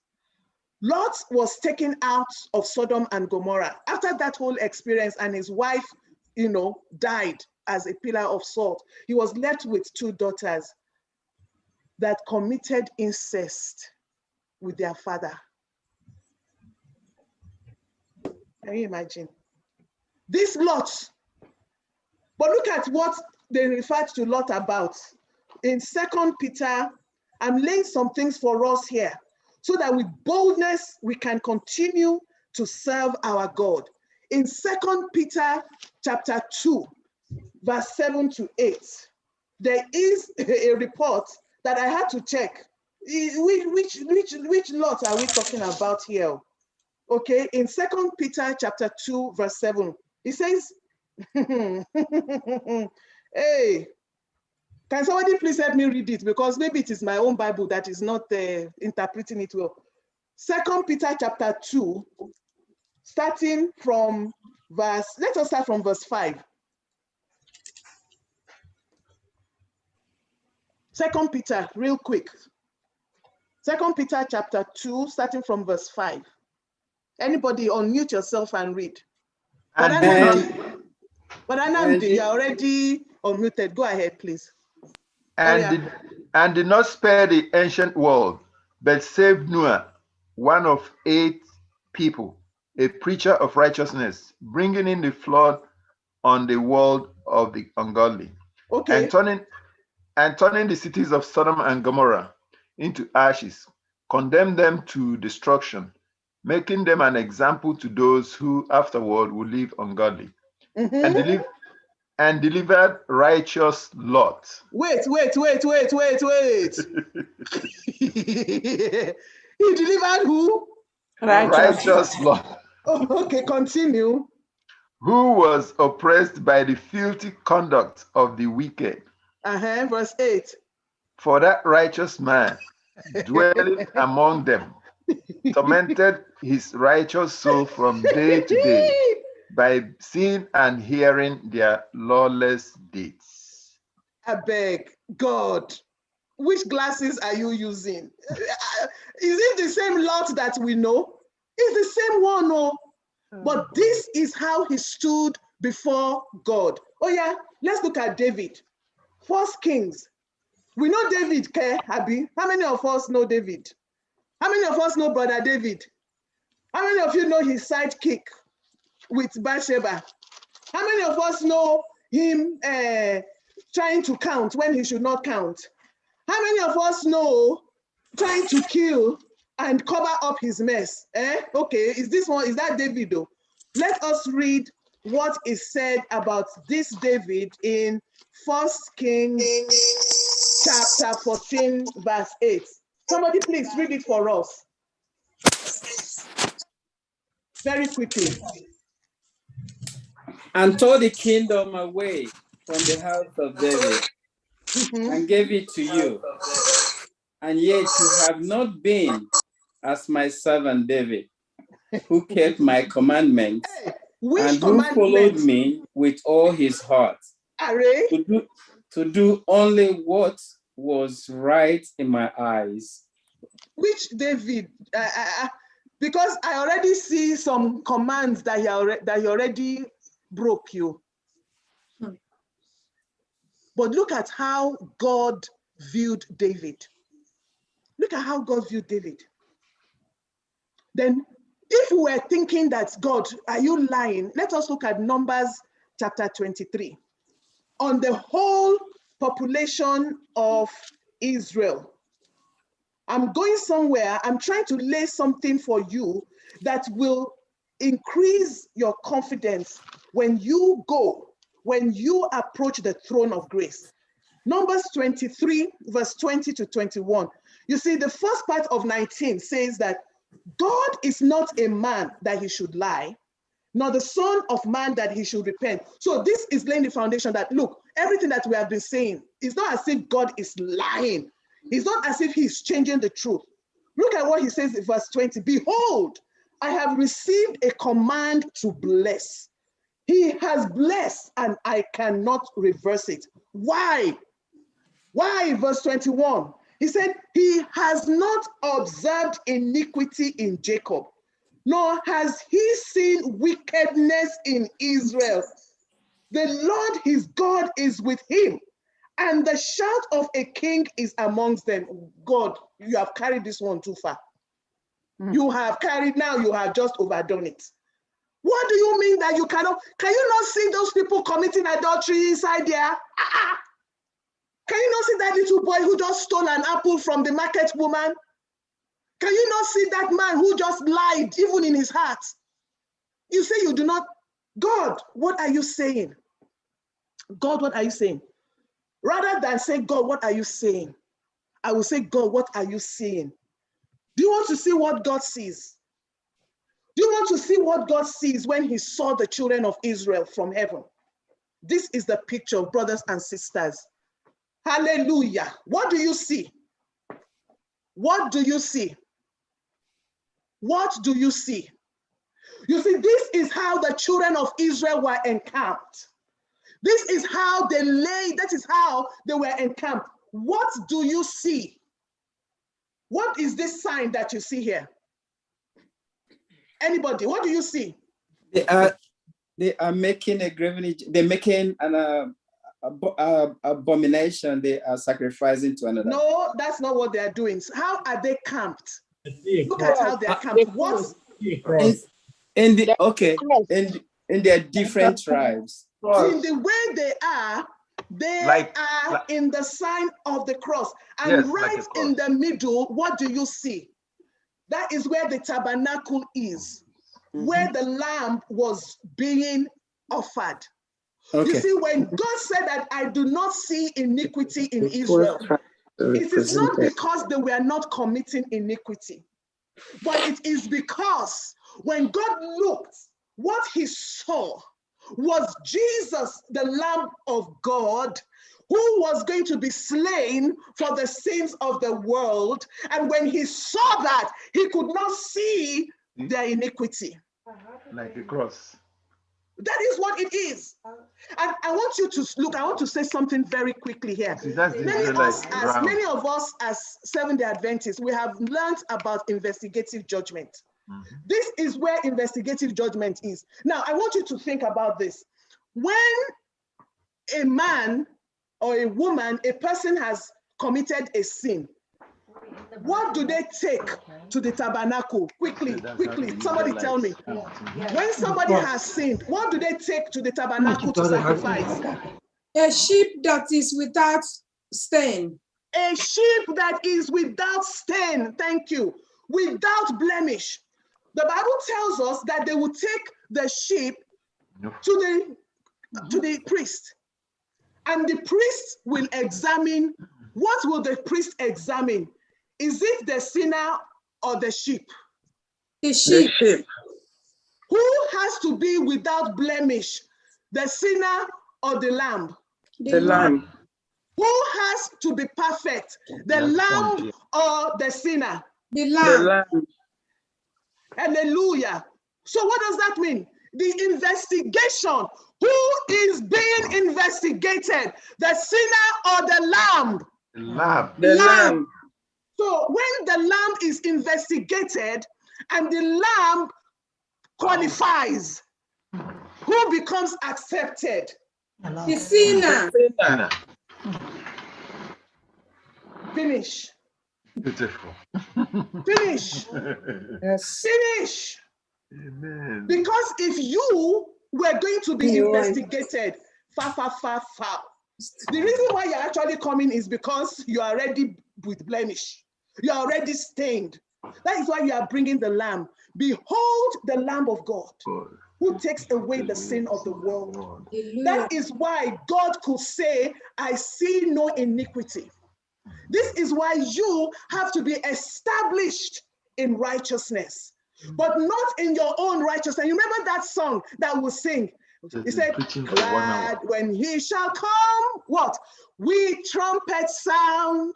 Oh, may I then in him be found, glad in his righteousness alone, faultless to stand before the, sing with me, oh, praise the Son, can stand. Oh, the ground is sinking sand, all other ground is sinking sand. The reason why it is important, I could not finish this week of prayer without laying this foundation for you, is that it is important that you understand your status before God. That the moment that you have believed him, it is important because it informs your perception about God. Romans 3:26 says that you believe and you see him as the justifier, not as the policifier, not as the condemner, but you see God as the justifier who has accepted the sacrifice of Jesus and is satisfied. Once you understand that, then it's going to change who you become, because who you believe God is who you are going to be. When we were doing the seminar last week, we said that Psalm 115 verse 8 says that those who make those gods, they are like them. The kind of God that you make and you believe in, you are like that person. So if you think that God is a police, a taskmaster, that is who you will be. That is why the Pharisees could not receive Jesus, because you have to merit it. That is what the Pharisees say. You've got to do right. You've got to keep doing. You have to do this, do this, do this. So anybody that does not do, it does not qualify. Of course, it is important for you to know that you are righteous, because it is the prayer of the righteous that avails much. If you are not sure that you are righteous, and Igbo church, FirstIgbo church, you people, you pray sote. It's like 1 week of prayer rolling into another week of prayer. This is one church that I know is a praying church. But if you are going to be confident so that your prayers are not waterless and meaningless, you've got to be sure that you are righteous. We're going to do a roll call after this, because we need to know who we are. So your ability to pray, hinges upon that. And then the actualization of your blessings, Proverbs 10:6. I was going to have us read this thing. I'm going to send this PowerPoint to the pastor so that you all can have it. Actualization of blessings, Proverbs 10:6 says that blessings are on the head of the righteous. Blessings are on the head of the righteous. So if you want blessings to be upon your head, then you've got to be confident that you are righteous, because the devil will just come and mess you up. Then the Isaiah 54:14 says that in righteousness, you will be established. Amen. When you are established, like you sit comfortably, like all those fancy chairs that all of you have in your house that I am seeing. When you sit comfortably in the righteousness that Jesus has given you, you will be far from oppression. No winchy can oppress you, even from the village. They cannot get you. Nobody can do juju on you. Nobody can cast a spell on you, because you are established in righteousness. Then living in peace. Isaiah 32:17 says that the work of righteousness is peace, and the product of righteousness is a quiet life. You see, because you are no longer running around, you are not agitated. Am I acceptable with God or not? Is he acceptable with God or not? Are we doing it right or not? If Jesus should come now. I told you, before I became a child of God, I could not sleep well at night, because I was so afraid that if I slept and died, I will not enter heaven because of all my sins. But when you are established in righteousness, your mind will just go kule, no shaking. You know, you can say, you know how they always say that thing, that when we get to heaven, you will get 3 surprises. Have you heard those things? Number 1, that you'll be surprised that you made it yourself. No be my portion. Sophia, it's not me. I'm not going to be surprised that I made it to heaven, because right now on earth, I'm already living in heaven.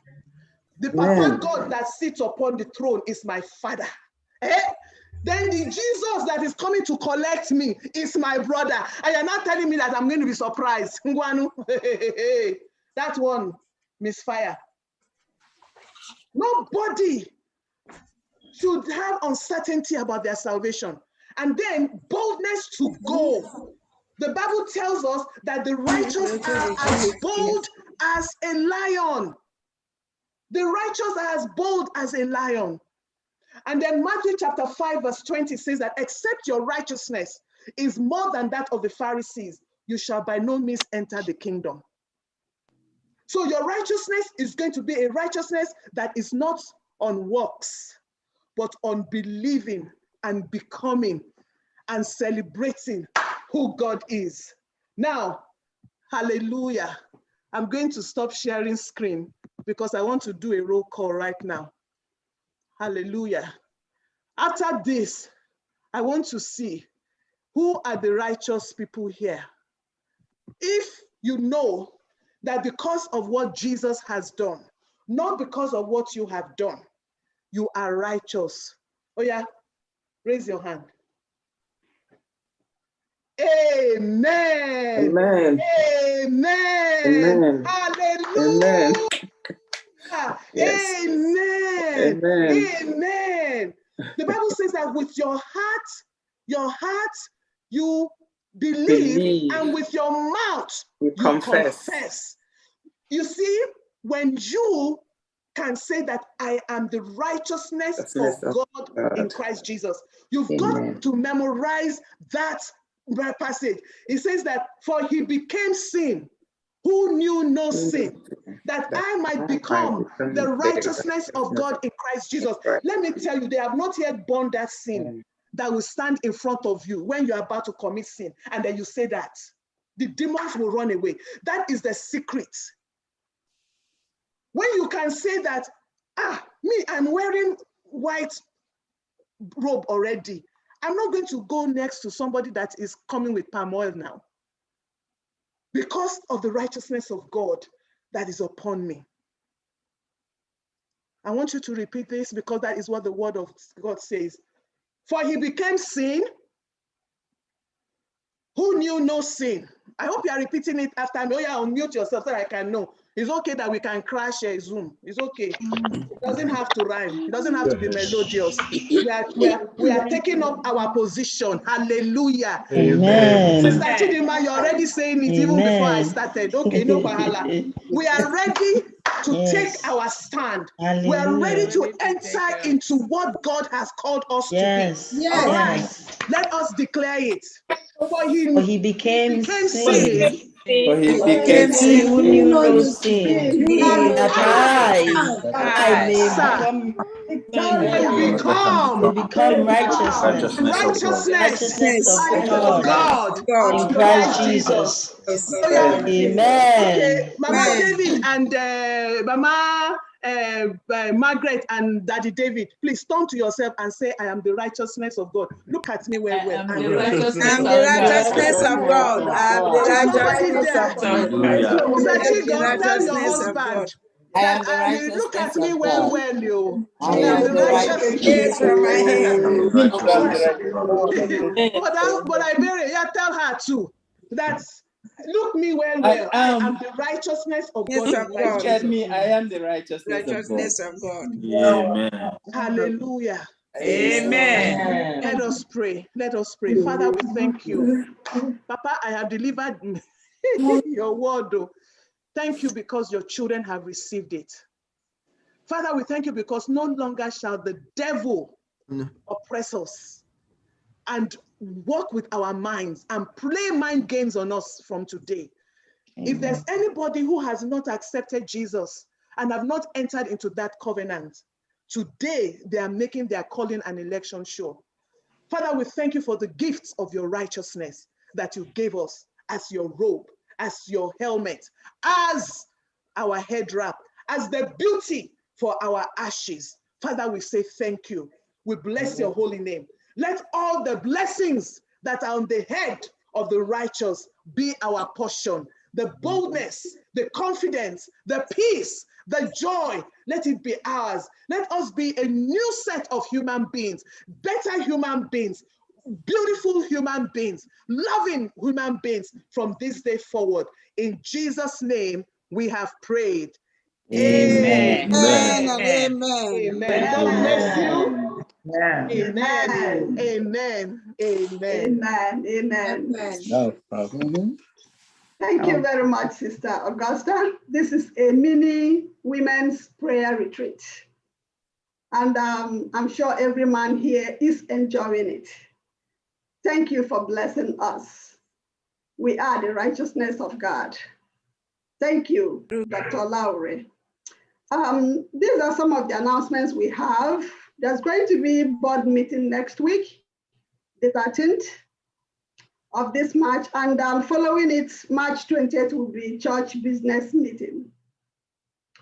Women's ministry meeting will hold March 21st.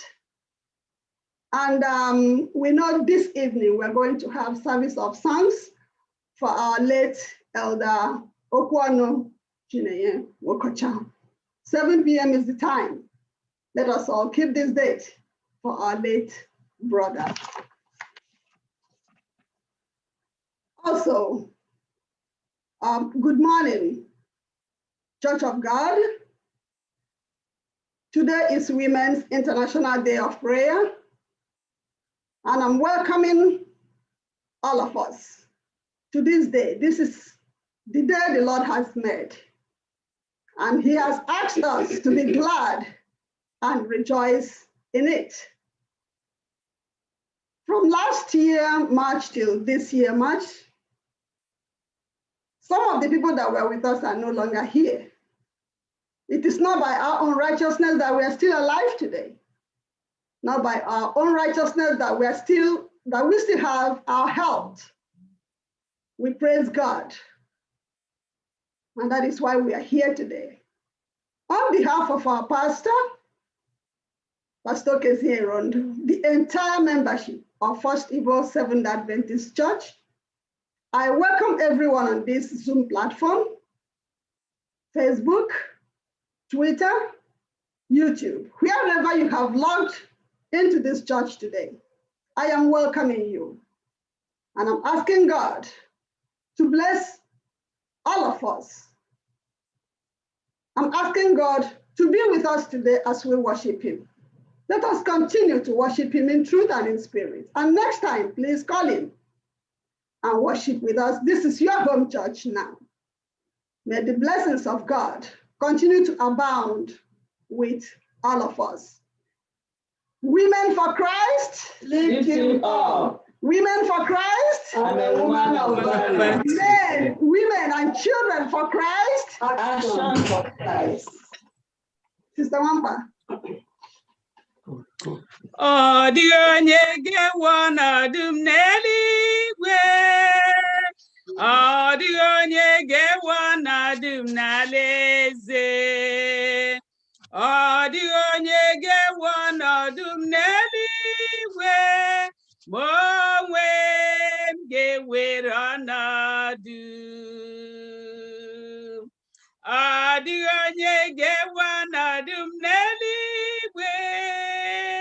Ọ dịghị onye ga-ewe ọnọdụ anyị n'eluigwe. Ọ dịghị onye ga-ewe ọnọdụ anyị n'eluigwe. Ma onwe m ga-ewere ọnọdụ. Hosanna, Hosanna, ma onwe m ga-ewere ọnọdụ.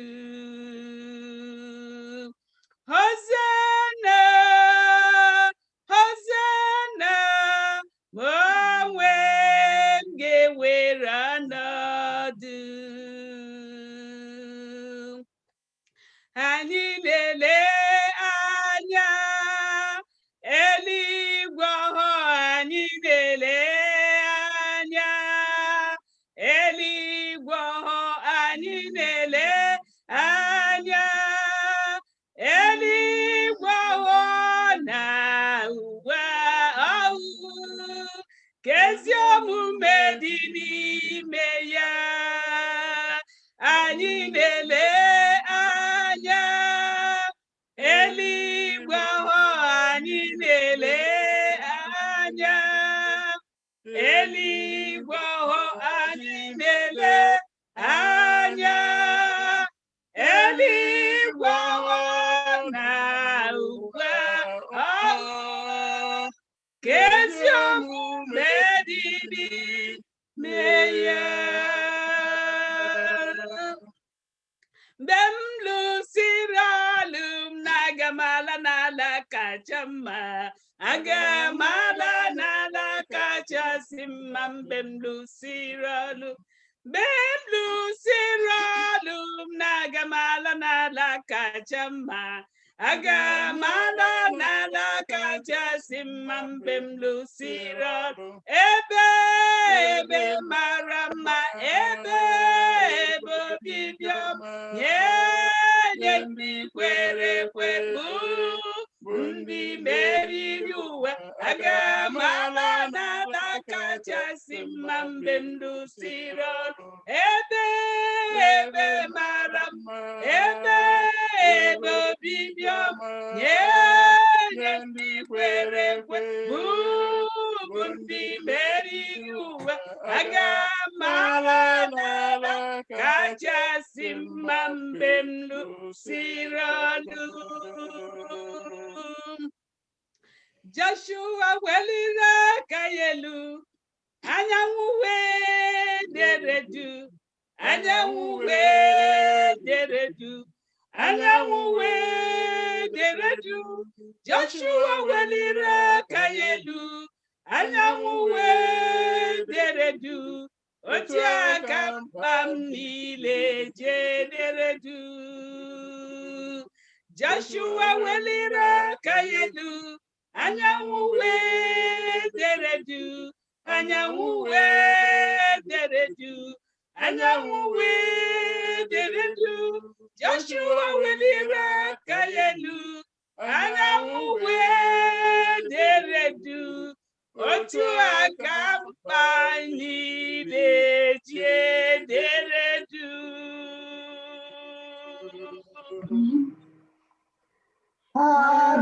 Abịakwutengi Jehova dị ukwuu n'ogige nke gị ka obi m ga-enwe izu ike. Abịakwutengi Jehova dị ukwuu n'ogige nke gị ka obi m ga-enwe izu ike. Abịakwutengi Jehova dị ukwuu Jehova dị ukwuu n'ogige nke gị ka obi m ga-enwe izu ike. Abịakwutengi Jehova dị ukwuu n'ogige nke gị n'ogige nke gị ka obi m ga-enwe izu ike. Onye na-achọ ka o soro anyị ije, ya bilie ka o soro anyị na-eje. Onye na-achọ ka o soro anyị ije, ya bilie ka o soro anyị na-eje. Ije nke okwukwe, ije nke okwukwe, ije nke okwukwe, ije olileanya.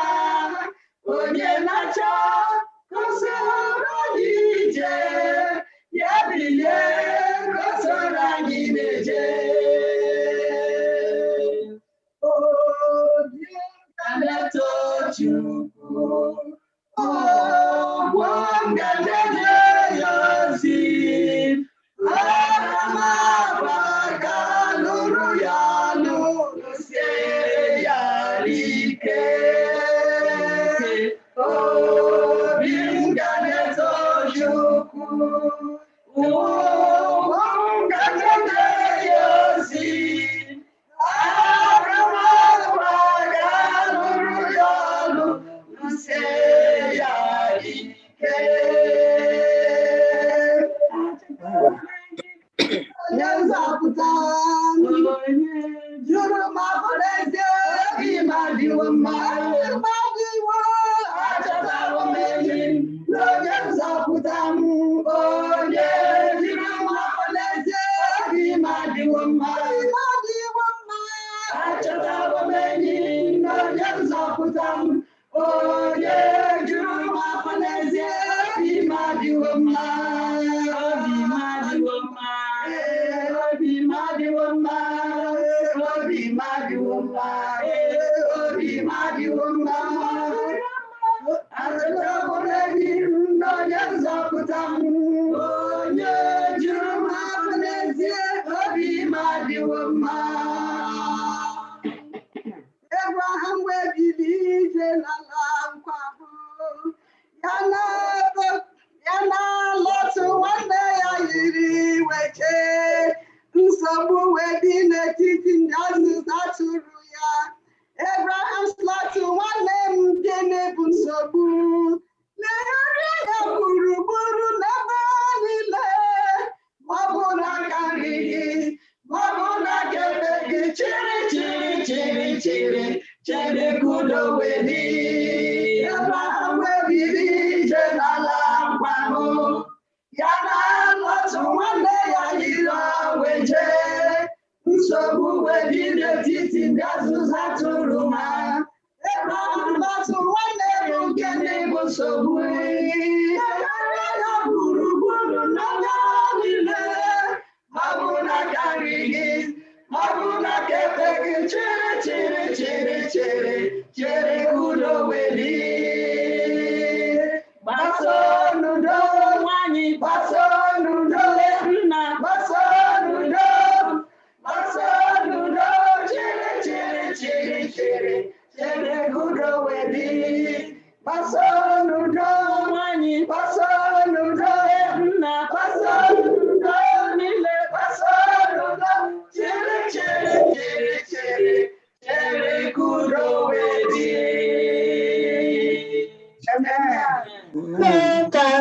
Ọrụ ndị a niile lụrụ n'ime ụwa, gịnị bụrụ gị? Ọrụ ndị a niile lụrụ n'ime ụwa, gịnị bụrụ gị? Uru m ga-abụ etinye aha m n'igwe, aghaghị icheta m.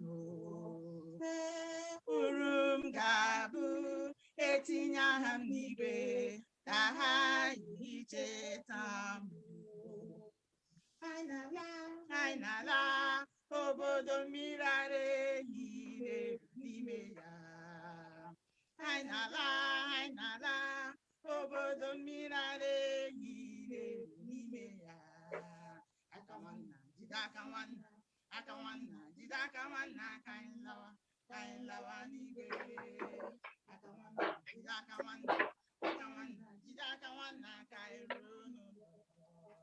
Aka nwanna jide aka nwanna, aka nwanna jide aka nwanna, ka anyị lawa n'igwe. Aka nwanna jide aka nwanna, aka nwanna jide aka nwanna, ka anyị ruo n'ụlọ. And honor belongs to God, and honor belongs to God, God of mercy, God of mercy. All glory and honor belongs to God, and honor belongs to God, God of mercy. Dirigi Chineke anyị, dirigi Chineke anyị, onye amara. Ekele niile dirigi Chineke anyị, dirigi Chineke anyị, onye amara. Ewo, ewo, ewo, ewo, ewo. Ọkpara Chineke ebuliwo m elu, meworo m ihe rịọrọ ya. Ewo, ewo, ewo, ewo. Ọkpara Chineke ebuliwo m elu, meworo m ihe rịọrọ ya. Anyị na-abịa ikele gị n'ịja gị mma. Taa anyị na-abịa ikele gị n'ịja gị mma, nara ekele. Taa anyị na-abịa ikele gị n'ịja gị mma. Taa anyị na-abịa ikele gị n'ịja gị mma, nara ekele. N'otu ụbọchị ị ga-abịa, Ọkpara Chineke ga-apụta ihe ndị nsọ ga-esoro ya. N'otu ụbọchị ị ga-abịa, Ọkpara Chineke ga-apụta ihe ndị nsọ ga-esoro ya. Anyị ga-efeli dịka ugo, onye nwe anyị ga-abịa. Anyị ga-efeli dịka ugo, ike agaghị agwụ anyị ọzọ. Anyị ga-efeli dịka ugo, onye nwe anyị ga-abịa. Anyị ga-efeli dịka ugo, ike agaghị agwụ anyị ọzọ. Obi na-atọ m ụtọ na abụ m nwanyị, obi atọgbuola m na abụ m onye nne.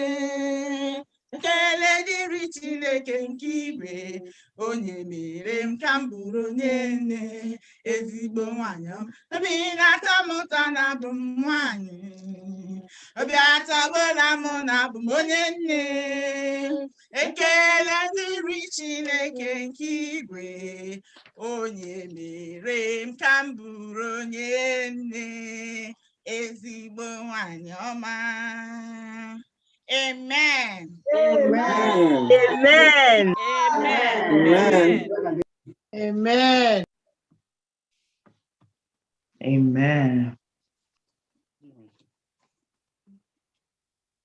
Amen. Are you ready?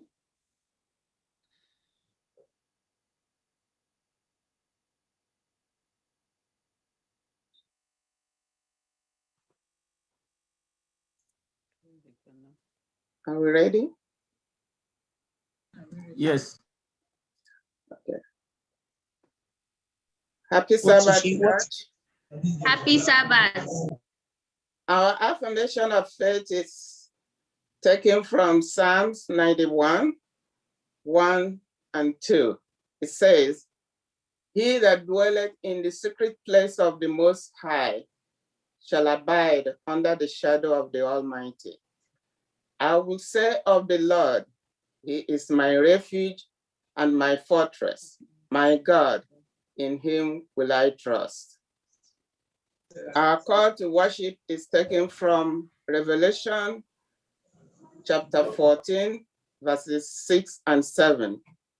It reads, "And I saw another angel fly in the midst of heaven, having the everlasting gospel to preach unto them that dwell on the earth, and to every nation and kindred and tongue and people, saying with a loud voice, Fear God and give glory to him, for the hour of his judgment is coming, and worship him that made heaven and earth and the sea and the fountains of waters."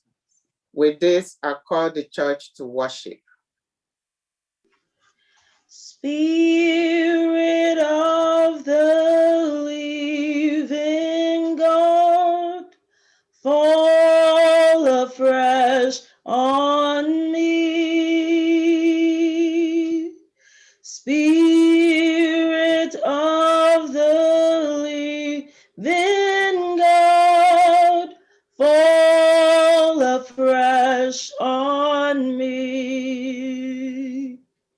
Break me, melt me, mold me, fill me.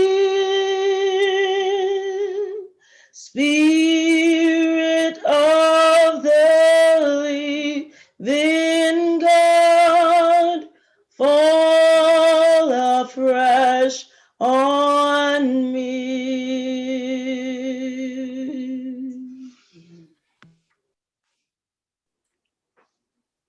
In the year that King Uzziah died, I saw the Lord sitting on a throne, high and lifted up, and the train of his robe filled the temple.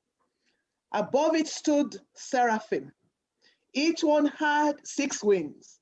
With 2 he covered his face, with 2 he covered his feet, and with 2 he flew.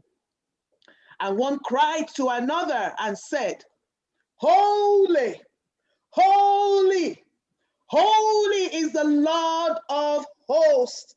The whole earth is full of his glory. And the posts of the doors were shaken by the voice of him who cried out, and the house was filled with smoke. Let your glory fill every house. Let your glory fill every part of our earth. Let your glory fill our hearts as we worship you in this place. Amen. Amen.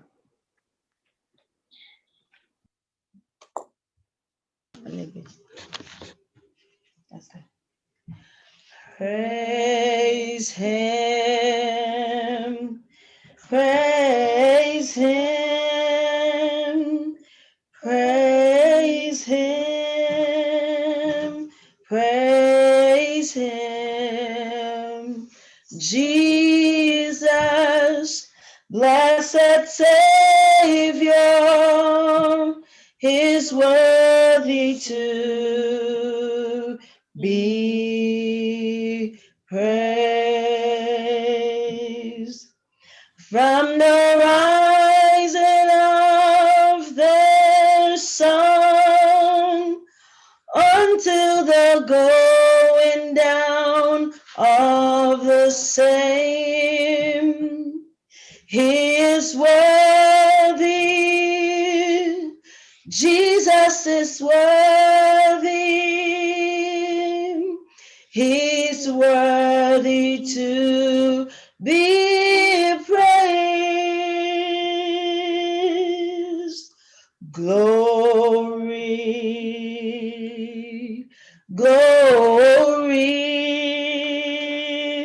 in all things give him glory.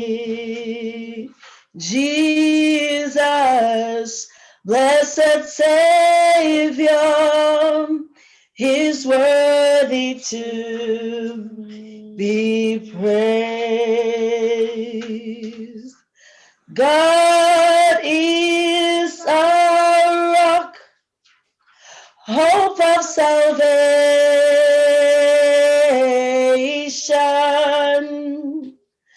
a strong deliverer.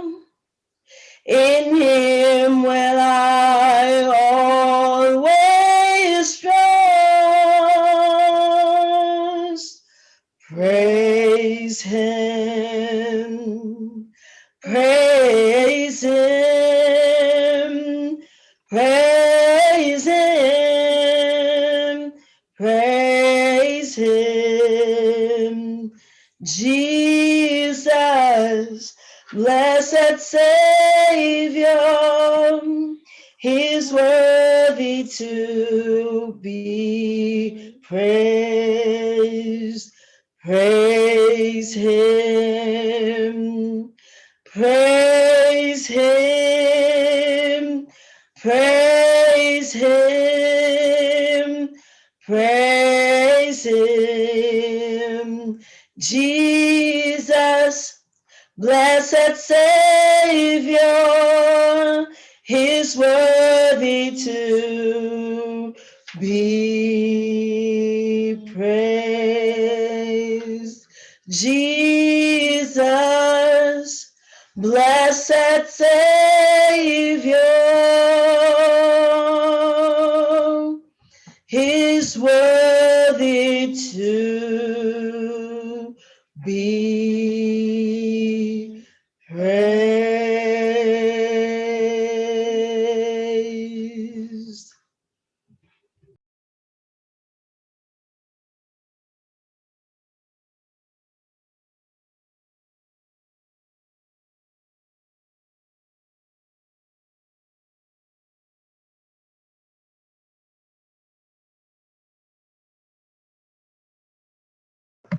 Adama.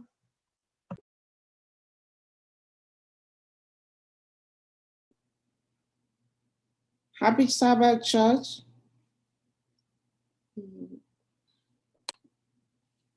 Happy Sabbath. Our scripture reading will be taken from Esther chapter 4, verse 16. I'm going to read from our King James Version. Verse 16 reads, "Go gather together all the Jews that are present in Shushan, and fast here for me, and neither eat nor drink 3 days, night or day. I also and my Medians will fast likewise, and so will I go unto the king, which is not according to the law. And if I perish, I perish." May the Lord bless his reading in Jesus' name. Amen. Ask me not, O gentle Savior, hear my humble cry. While on others thou art calling, do not pass me by. Savior, Savior, hear my humble cry. While on others thou art calling, do not pass me by.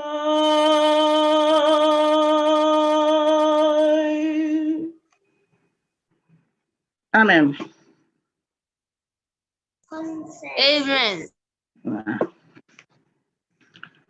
Church, let us humble ourselves before the Lord.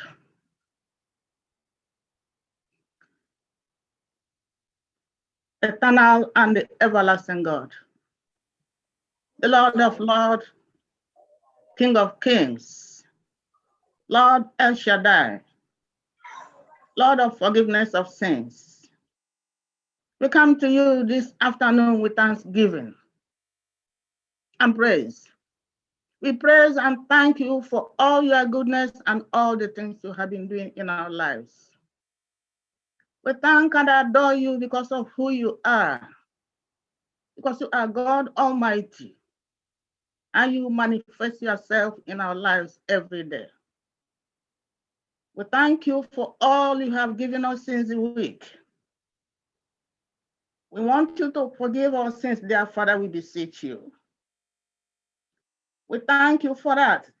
We thank you for forgiving our sins because even before we are born, Christ has died for our sins, to make peace between heaven and earth, to reconcile us, to reconcile a dying world to heaven. How can we thank you enough, dear Lord? Take honor and the glory in Jesus' name. We thank you for the messages of today, from the lesson study to the seminar. You have been feeding us all day, precious Lord.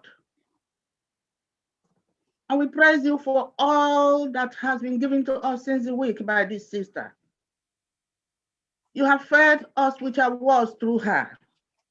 You have given us enough that we should sit back and have a sober reflection of our positions spiritually. Thank you for using her, dear Lord. Thank you for giving her all the things you have given her. Thank you for giving us the opportunity and privilege to sit down and listen to all these things. And we pray, God, that you help us apply these things in our lives. And thank you for the technology. At a time when it seemed that all had gotten lost, when it seemed that there was no hope of coming together to fellowship, to worship thee. You are a God who moves in mysterious way to perform your wonders. You made the technology available to us, that we are able to stay in the comfort of our rooms and worship thee, join from any part of the world possible. Who is like you, dear Lord, for making these things available to us, so that we always remain connected to heaven. Thank you so much, dear Lord. Thank you for the technology. And thank you for people who are able to take it up so that we come together and praise you. We thank you for everything, dear Lord. We pray that you continue remembering us, empowering us, giving us the things you have promised that you will give us. We thank you for our children, dear Lord. We always remember them because the way they are growing is not the way we grew up. We sympathize with them in their Lord. And as such, Lord, we pray thee to be with them. Remember them, provide for them, precious Father. And may we, the adults or the parents, be able to reach them the right way we should, to manifest you through our character, our attitude. Help them, dear Lord, to take whatever they are given. We pray always that whatever they have in their hands, the devices they have, which could lead astray, even with we adults, that we use them effectively also, and the things that will lead to appraising you. Thank you for life. Thank you for health. In face of the disease, we are not lost completely, even though we have lost some people. But you are still healing us, giving us life, healing us, giving us the scientists who are able to find out things to help. We praise you, dear Lord, for all the goodies, and we thank you so much. Today, dear Lord, we have a service of songs for our brother who is departed.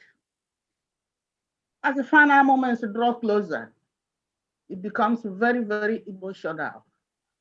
But being that this family has testified of how much you have protected them, be with them, dear Lord, we pray and hope that you will equally continue.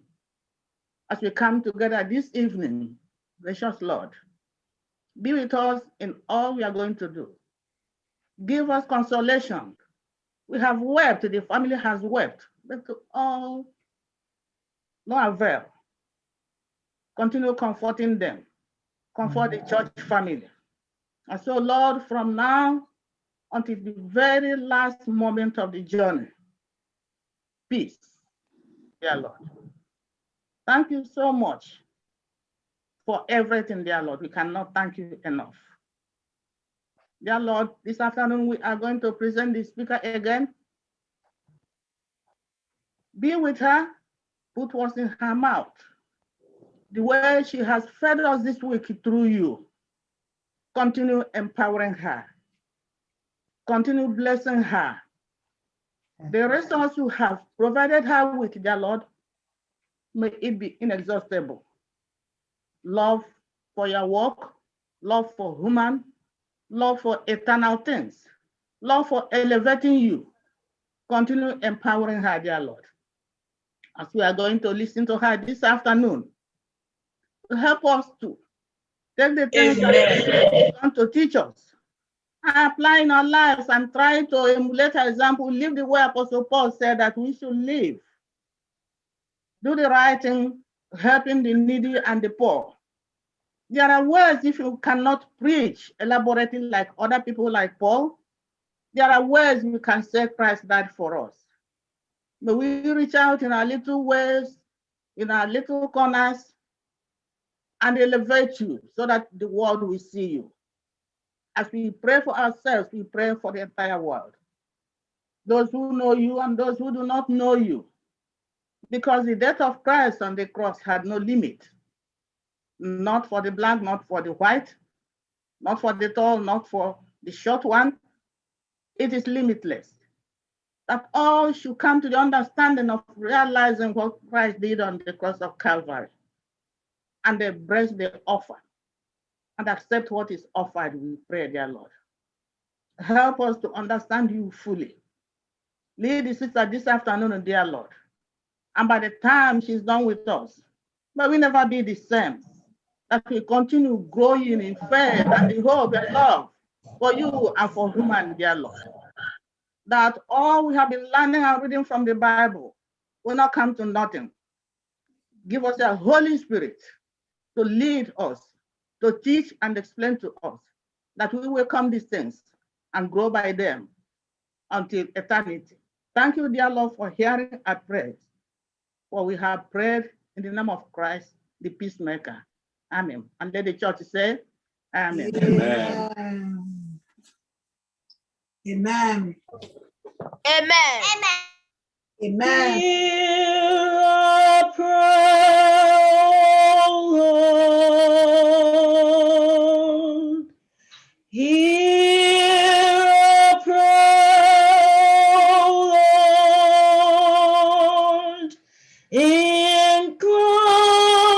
thine ears to us and grant us thy peace.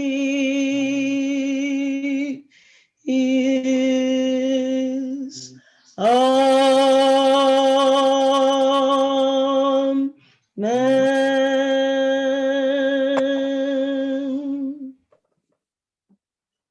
Amen. Amen. This is the time we return to God our tithe and offering. Our tithe and offering. They'll go, okay. And they'll go, thank you so much. We are not in the church now. We give through Adventist giving. All our Zelle number, our church account number is there on the screen. You can give through Adventist giving or the church account number, which is there on the phone. I will give you a little time for you to write down your tithe and offering. While we go through Luke chapter 6, verse 38. Luke 6:38 says, give, it will be given to you. Good measure, pressed down, shaking together, and running over, and pour into your laps.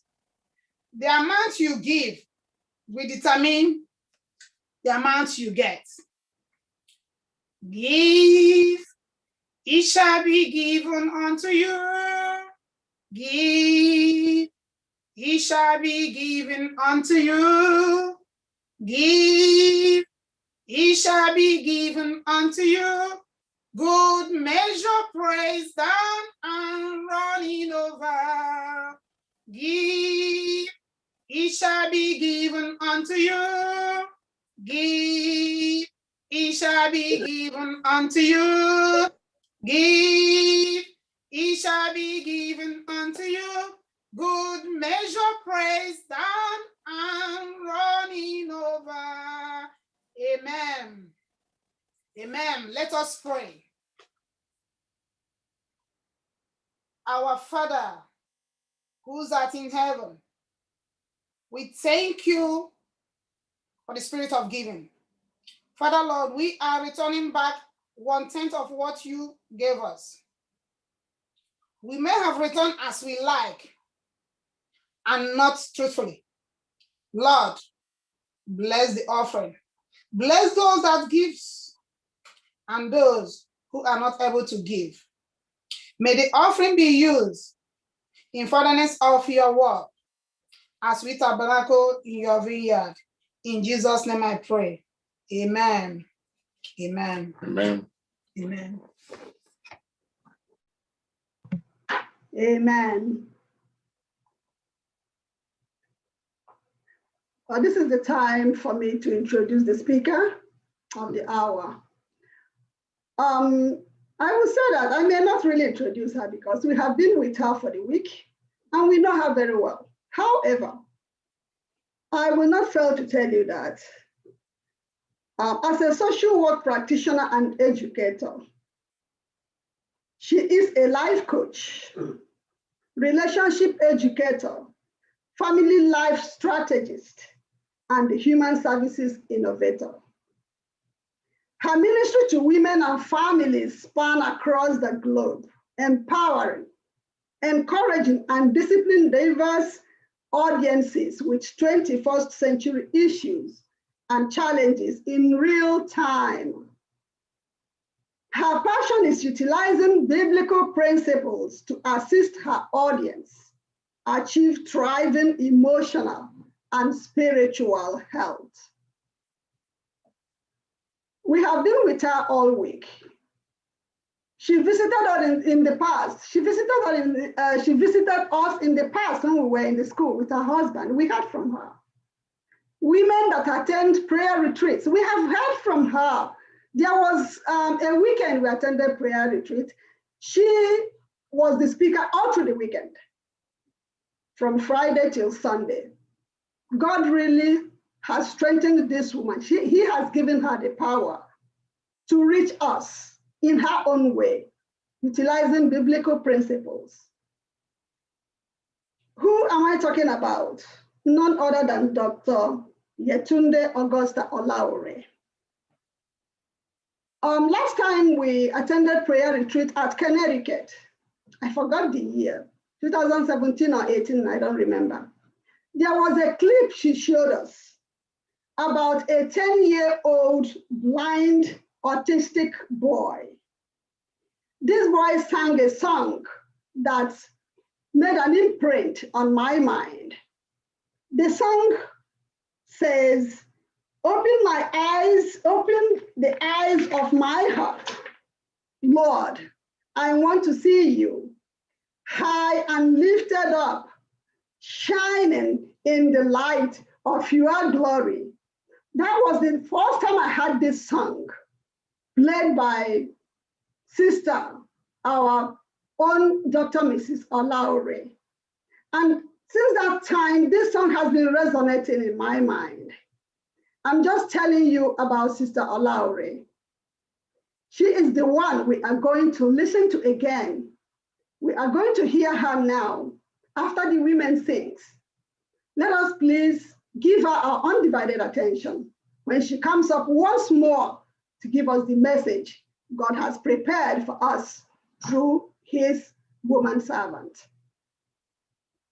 Let's listen to the women.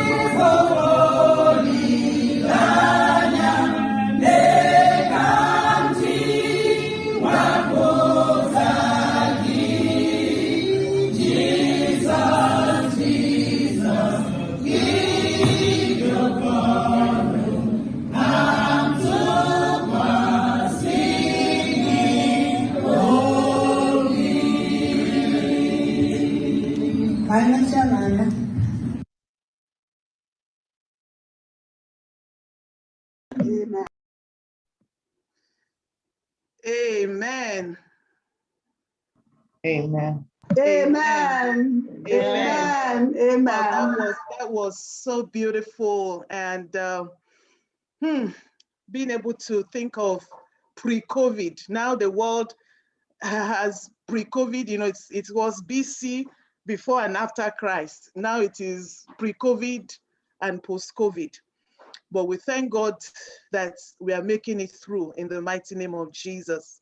We thank God that we're not just going to come out strong, we're going to come out stronger. We bless the name of the Lord. Amen. Thank you again. As we continue with going, my hope and trust is that we are ready to go. That we are ready to go. Are we really ready to go? Well, I have brought my son to be with us. He can't be with us like physically, you know, but there is a song that my son wrote that is applicable, that is applicable for our message. So I'm going to ask that you pray along as you listen to this video clip of a project that my son, our third son, did. Can you play the video now? Thank you.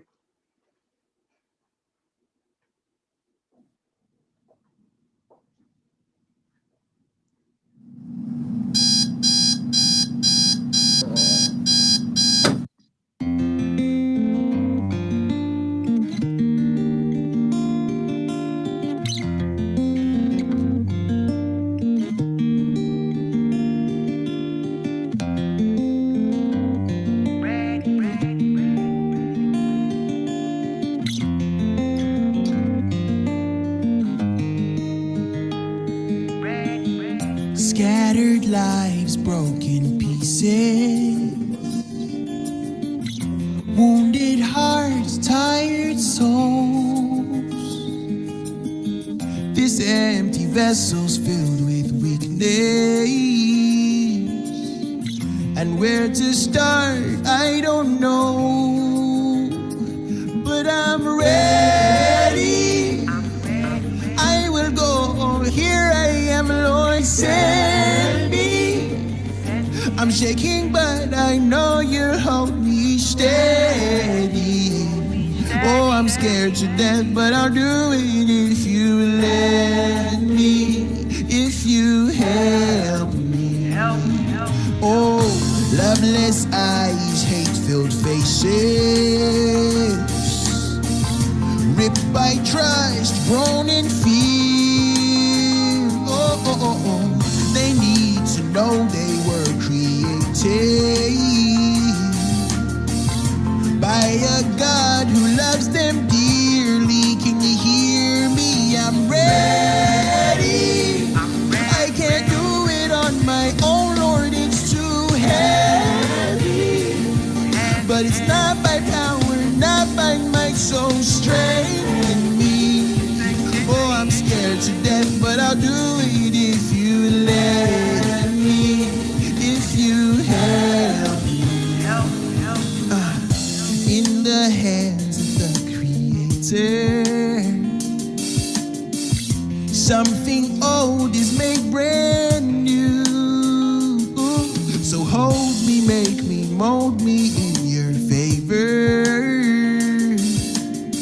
and show me all that I can do, 'cause I'm ready. I will go, here I am, Lord, send me.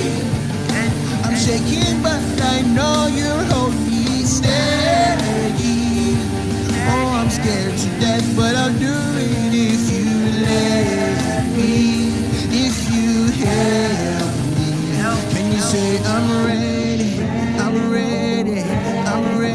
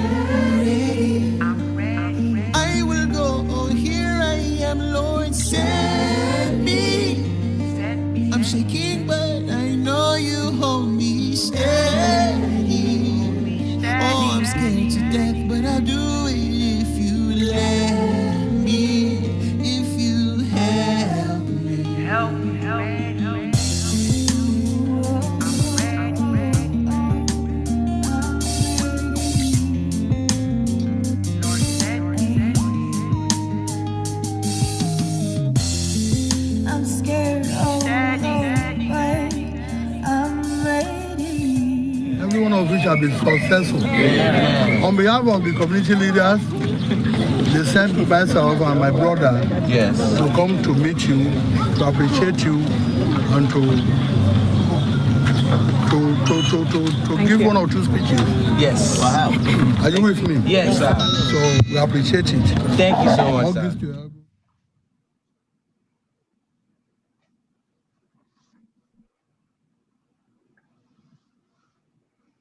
Amen. Amen. Heavenly Father, that is our story. Are we ready to go? Are we really, really ready to go into the world that you are sending us to? Holy Spirit, in the next few minutes, I pray that once again, you will bless us in your word. In Jesus' name we pray. Amen. Amen. Amen. Are we ready? Are we ready? This is not the first time that my heart will awaken to the urgency of the need to do something about my world. Even as a mother, so many times I have tried to do all the right things. Even I knew it in my heart that because I love my husband enough, I love my children, I love my relatives, I love my friends, I love my church family. Maybe, yeah, every once in a while. My in-laws in call, let's leave that one. Anyway, Sha, I love them too. But how come with this love in my heart, I should be able to do things that show that I love them, that I love my world? So how come I feel scared? How come I can't move beyond my fears? I'm scared, Lord, I'm scared. I'm supposed to be brave. I'm supposed to be bold, but we're told to go. But what happens if I go and I open my mouth and they say it is smelling? What if I go and I'm about to say something and I start shaking, my legs start to shake and I mix it all up? What if I'm trying to serve the homeless and I am so nervous that because I'm so uncomfortable, God, can I really go? I am scared. The Bible tells us in John, it says that perfect love casts out all fear. And that we are bold. It says that, in John chapter 1 John chapter 4, verse 17 says, love has been perfected among us in this, that we may have boldness in the day of judgment. Because as he is, so we are in this world. There is no fear in love, but perfect love casts out fear. Because fear, yes, fear involves torment. I know that. But he who fears has not been made perfect in love. We love him because he first loved us. Brother John, are you really sure about what you are saying? I'm not feeling it. I am not feeling it. I'm not feeling bold. I'm not feeling strong. I have heard a lot of messages. I have heard all that I'm supposed to do. How come I had this fear, the fear of being burnt, the fear of pain, of being rejected, the fear of being abused, the fear of being judged, the fear of even making a mistake, the fear of being hurt again. I have tried it before and I was exploited. I was taken for granted. I'm afraid. While I'm querying you, Brother John, that you say there's no fear in love, I totally agree that there is torture in fear. Because even though I am holding back going, when I hold back in fear, I am less than myself. I have regrets and I have doubts and I know that I should be there. I feel like I have shortchanged myself. I feel caged. You know, just like that bird that Maya Angelou said, you know, I hear the cry, I hear the possibility of freedom, but here I am in this cage with my wings drooping. Was I not told that I can mount up with wings like eagles? I feel like a sparrow right now. You know what, Brother John? Maybe you are just not getting it. Maybe let me talk to other mighty men that had to go through rough times. Like Jesus Christ himself. Was Jesus ever scared? How about Martin Luther King? Was Martin Luther King ever scared? Now, these are people that, you know, they went out there, they changed their world. We still celebrate him. Martin Luther, was he ever afraid? You know, Martin Luther sat at his table in the middle of the night as people were sleeping. His wife and his child were sleeping. And he wrote, and please, I want you to post this quote that Martin Luther said. As he wrote this, he said, "God, I'm tired. I want to quit." Please, Brother Ugo, can you show the first slide? He said, "God, I am tired and I want to quit. I'm scared. I'm scared for my parents. I'm afraid for my wife and my little daughter. They're throwing bombs in my window at my home. They're calling and threatening me on the phone. They're hurting my friends, God. I'm afraid, God. And I really want to quit. I feel so scared right now." That was Martin Luther King, the great man. We can stop sharing the slide. He loved, yet he was afraid. There was fear in his love, Brother John. How can you say there's no fear? How could he make it? So maybe that was Martin Luther. Maybe Jesus was never afraid. He was God, man. Yeah. Lord Jesus, were you ever scared of the mission that you had to go for? Because it says, looking unto Jesus, the author and the finisher of our faith, who for the joy that was set before him endured the cross, despising the shame. Shame? This is the only part of the Bible where joy and shame appear together, because they are mutually exclusive. Because when you are in shame, you cannot be in joy. Shame is a sense of inadequacy, a sense that says, I am not enough. I don't have what it takes. Not only is it that I'm making a mistake, I am a mistake. Nobody would want me. I'm not good enough. I'm not tall enough. I'm not short enough. I'm not thin enough. I'm not dark enough. I'm not light enough. I'm not educated enough. Shame, shame, shame. And then some people, I grew up, people telling me, are you not ashamed of yourself? So how can you, Jesus, talk about shame? Is that possible, Jesus? Oh, yes. Oh, yes, I had to push shame aside. Remember, I stood on the cross. I was going to stand on the cross naked. A man, 33-year-old young man. I was beaten, spat upon. Oh, yes. I had to despise the shame of even being rejected by my own. So how did you do it, Jesus? I was so scared. I was so scared. I was even sweating blood. Hey, when I saw fear, you know, some people will say fear is fear of, that fear is false appearances appearing as real. False evidences appearing as real. That's fear. But for me, Jesus, they were facts, factual evidences that appeared, they were real. Yes, it was not just my imagination. I was going to be beaten. I was going to be crucified. So there was fear. So what did you do? The Bible says that because of the joy that was set before him, which means that Jesus set before him joy.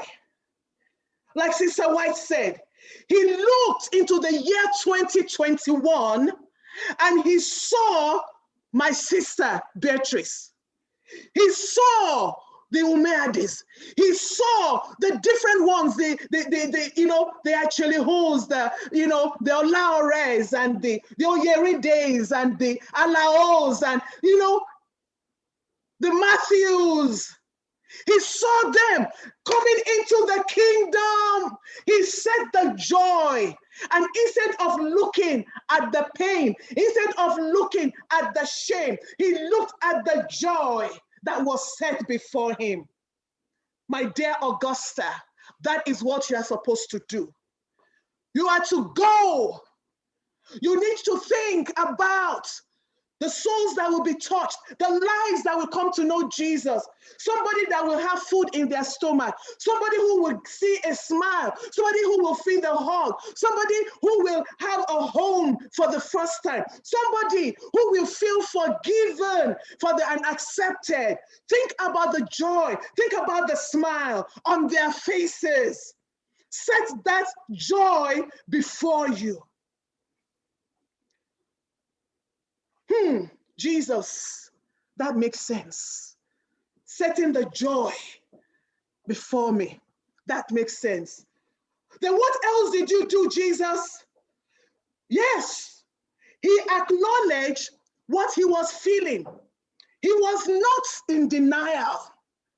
So he said it to his confidant.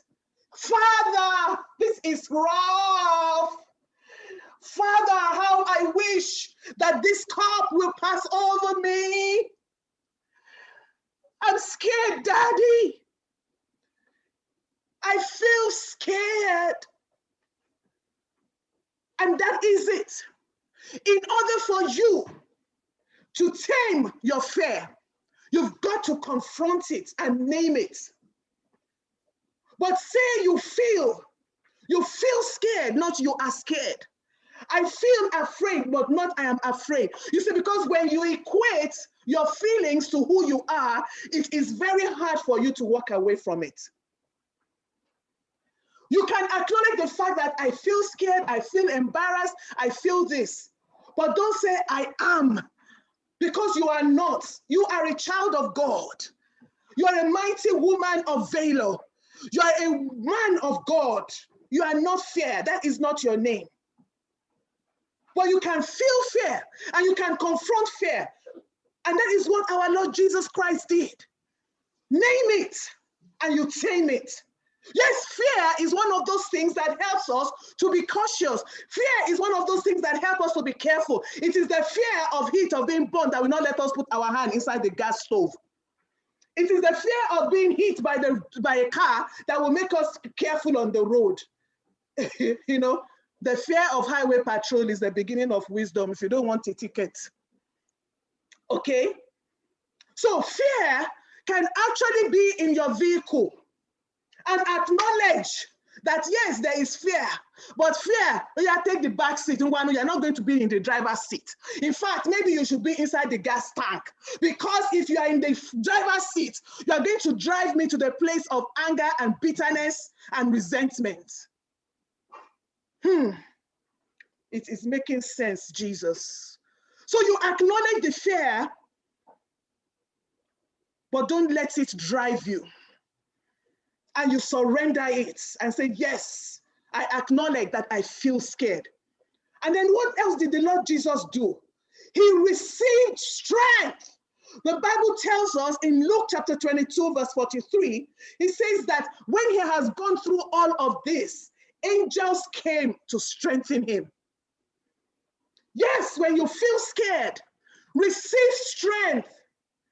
Receive strength, because God said in Isaiah 41 verse 10, he says, fear thou not, be not dismayed, I will help you, I will uphold you with the right hand of my righteousness. I am Jehovah, your strength. In Jehovah, I have righteousness and strength. Receive the strength of the Lord. Open yourself to receive strength from him. Let him strengthen you. Because as he strengthens you, the Bible tells us that God has not given us the spirit of fear, but the spirit of love and of a sound mind, of power, of love and of a sound mind. So he will strengthen you. And as he strengthens you, courage will rise inside of you, because that is what happened to Jesus. Courage rose within him. And that is exactly what happened to Martin Luther as well. You see, courage is fear. Brother Ugo, I want you to project this saying. The next one. You see, courage is not the absence of fear, but proceeding in spite of your fear. This is what Martin Luther said. You see, courage is an inner resolution to go forward in spite of obstacles and frightening situations. Cowardice is a submissive surrender to circumstance. Courageous men never lose the zest for living, even though sometimes their life may look zestless. Cowardly men, overwhelmed by the uncertainties of life, lose the will to live. We must constantly build dikes of courage to hold back the flood of fear. And that is what happened. He received courage. He received strength. Jesus received strength. And that is why Martin Luther could now say, while he was still at the dining table, in the wee hour of the night, the next slide, do you know what he now said? This is what Martin Luther now said. Next slide, brother, I'll go. He said, even though I really want to quit, he said, I'm afraid that if I quit, the people's faith will wane. That their faith will begin to waver. All those people that are looking up to me, all those people that I am mentoring, all those people that I am working with, he says that their faith will waver if I stop. God, show me how to keep going. Show me how to keep going with this fear. And he went forward. The same thing happened to Queen Esther. You see, Queen Esther never doubted if she was chosen by God, because she knew she had no business being in the palace of the king and being the first lady of the empire, if it was not because Yahweh was with her. She knew that she was chosen amongst many. She knew she was selected. But at this point in time, even though she loved her nation, she loved her uncle, when she heard the news of what was about to happen, she was scared. He's like, huh? What are you telling me to do? To go before the king without being called? That is death. That is death sentence. I am scared for my life. What if I meet him in a bad mood?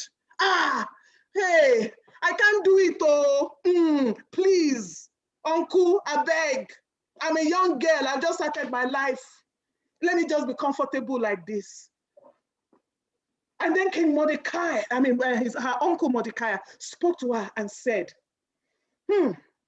look, don't think that because as a Jewish person, you are nice and comfortable in your gated community.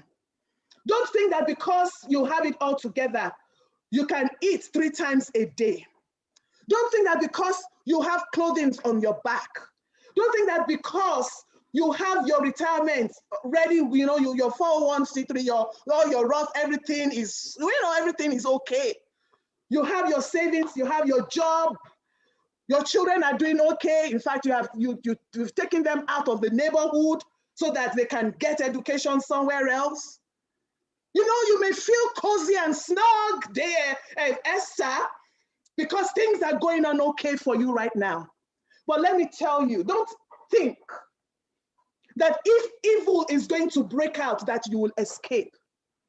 Let me tell you, those people that you're supposed to go and help, the homeless, the downtrodden, the hungry, the person that needs to be forgiven, the person that needs to hear a voice of cheer. Let me tell you, I am God enough to send help from other places.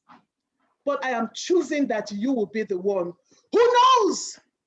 Who knows that for such a time as this, you have been brought into the kingdom? Who knows that this is the reason why you have all your degrees? Who knows, maybe this is the reason why you're a psychiatric nurse. Who knows that maybe this is why you have the gifts that you have? Who knows that it's because of this one soul, this one person may come into the kingdom, that you have all that it takes. Who knows that maybe this is the only reason why you were shifted from Nigeria?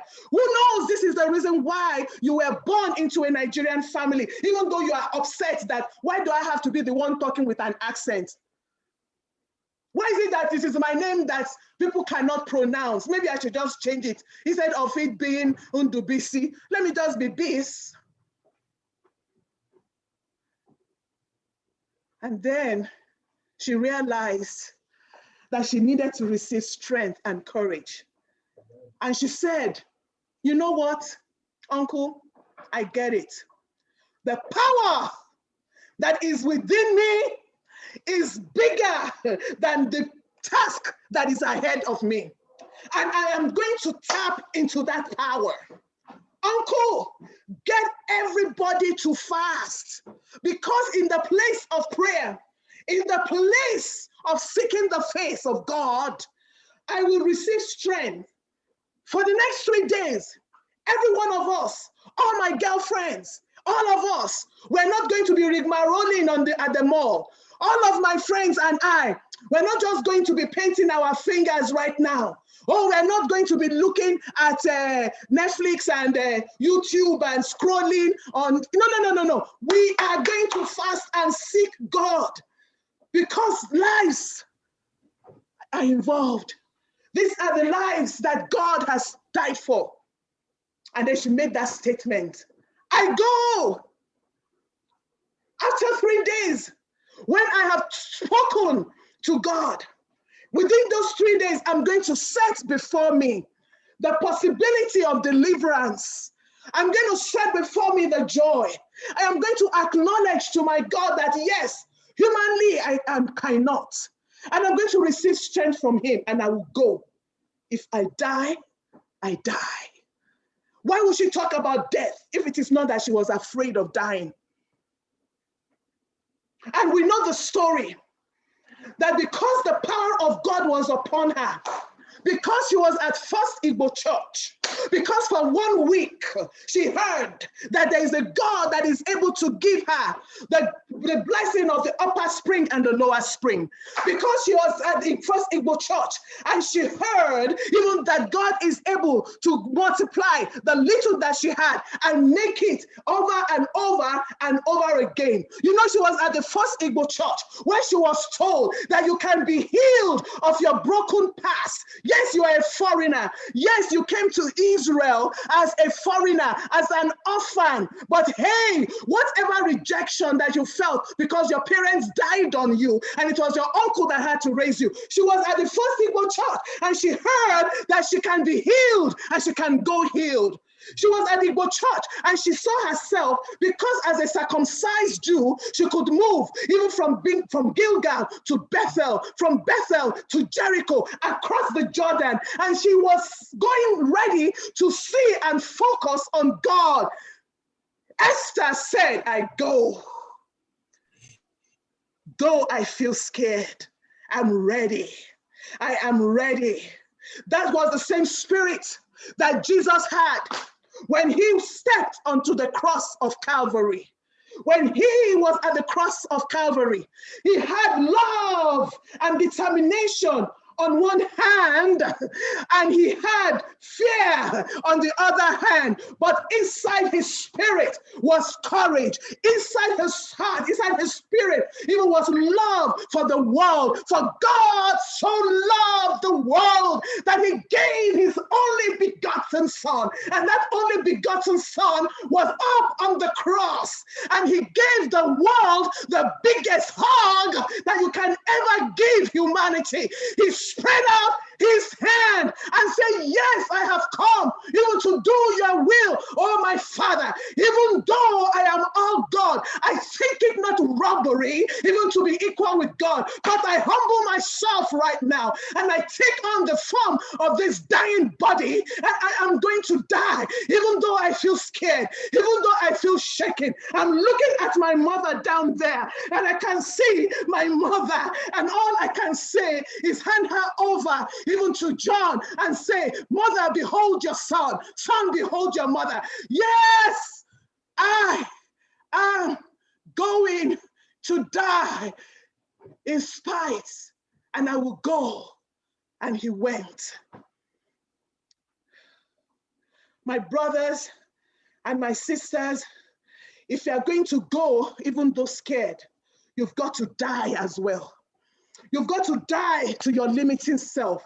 You've got to die to your old doubting self. You've got to die to your prideful self. You've got to die to your old angry self. You've got to die to your selfish self. You have to die to all those things. You're going to shame.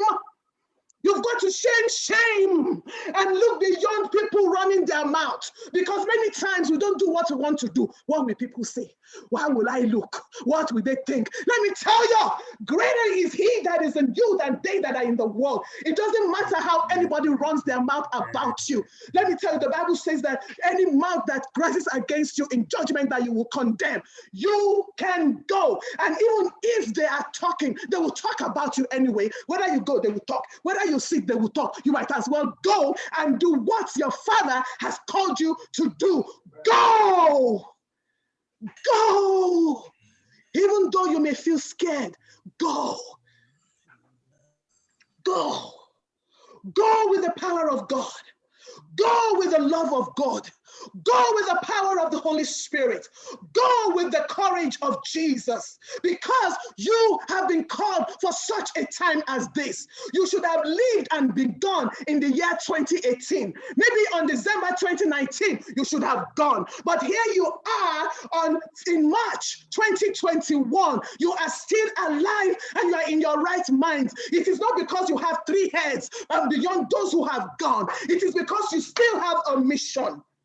Remember what I told you about the woman with the oil, that the only time that the oil stopped was when there was no longer emptiness around her, when there were no emptiness around her. You see, until the moment you look around your world and your world has become a place that is filled with the power of God all over, then the kingdom has come, then you can stop. But until then,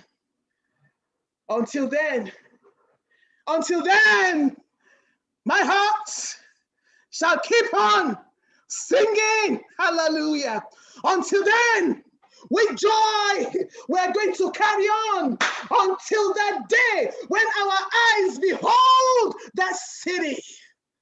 Until that day that he calls us home. Go, my brother. Go, my sister. Go and keep on going and be of good courage, because the Lord your God in the midst of you is mighty. Amen. Amen. Amen. Amen. Father, in the name of Jesus. Amen. Father, in the name of Jesus, I pray that courage will rise above our fears. That joy that we wait for, it says that weeping may endure for the night, but joy comes in the morning. That joy right now will dawn upon our hearts, that in spite of the way we feel, we will pick up the phone and make that phone call. In spite of the way we feel, we will send that text. In spite of the way we feel, we will open our mouth and say, I'm sorry. In spite of the way we feel, we can open our hands and say, I love you. We can look beyond the faults and see the needs. Oh, we can choose to spend time with those people that irritate us. Oh, yes, Lord, by your grace and by your power, we go into the world. We give you thanks and we give you praise. In Jesus' name, we Amen. Amen. Amen. Amen. God bless you. Amen. Amen. Amen. Yes, what an awesome time. Go, go, go, and keep going. Go, those scared. Go, that is the call. And Lord, we thank you. I think, sister, we have to change your name from Augusta to Mary Magdalene, because that was the first evangelist.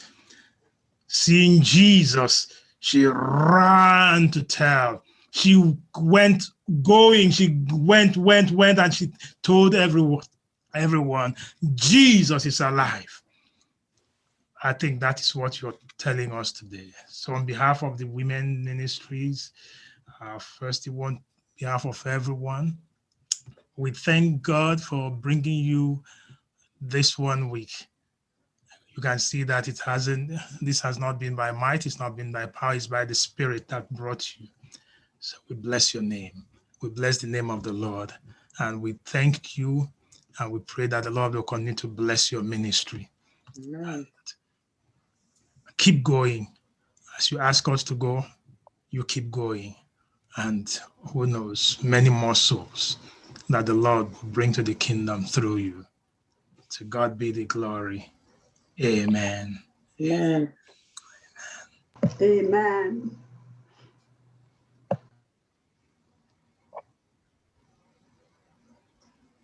Praise Him, praise Him, praise Him, praise Him, Jesus, blessed Savior, is worthy to be praised.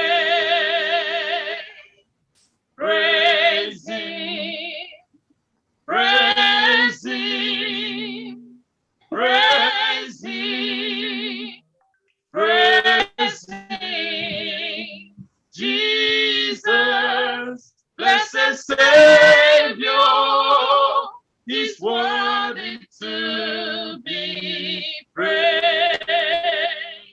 From the rising of the sun until the going down of the same, He's worthy, Jesus worthy, He's worthy to be praised.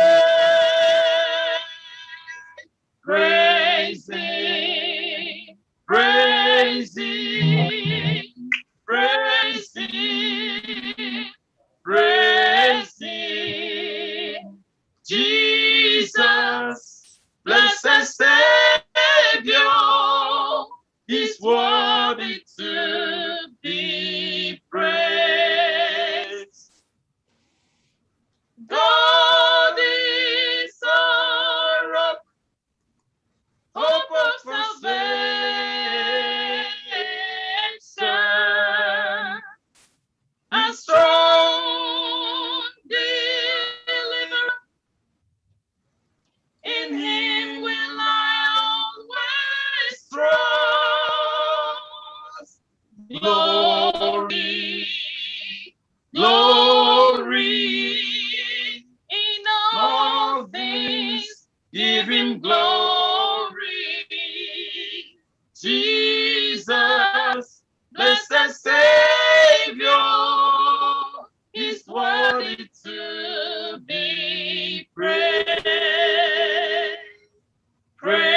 praise him, praise him, praise him, praise him. Jesus, blessed Savior, is worthy to be praised. Jesus, blessed Savior, is worthy to be praised.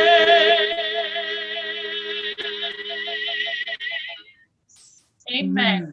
Amen. Father, we bless your name for the wonderful words which we have heard.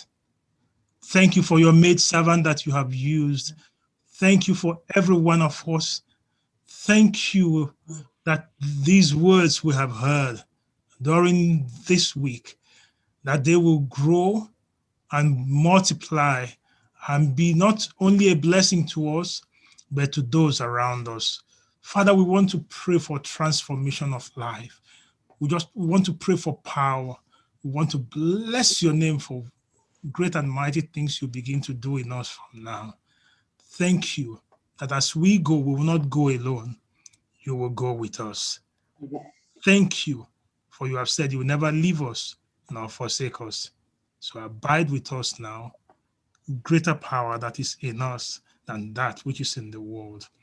Do great things now and forever in each one. In Jesus' name we have prayed, and let everyone say, Amen. Amen. We have this hope that burns within our hearts, hope in the coming of the Lord.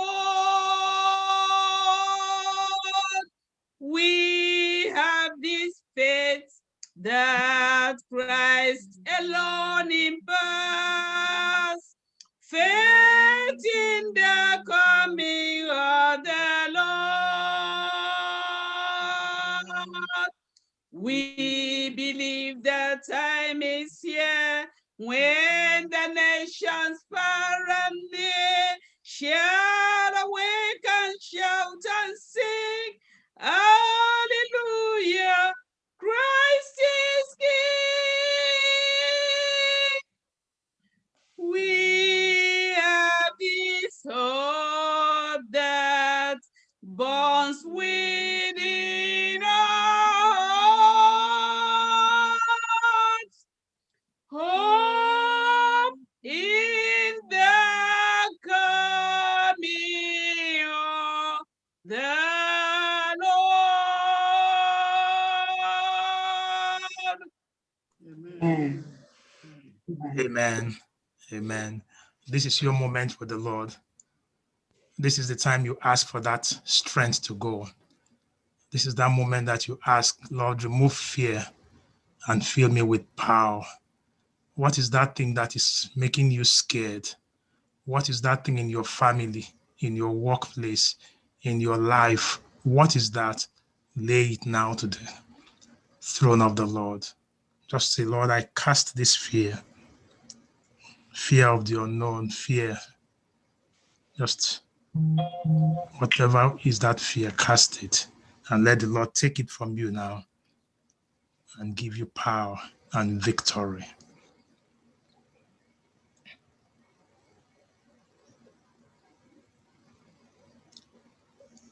That thing that is holding you down is that fear, that thing that you remember. You are afraid. They want to tojo give me segari in the nyefe Chineke taa. They humble. Obu nwa obu ego obu ehafuru obu nrere ya. Kasara Jehova gbọtọrọ ya okwu ya.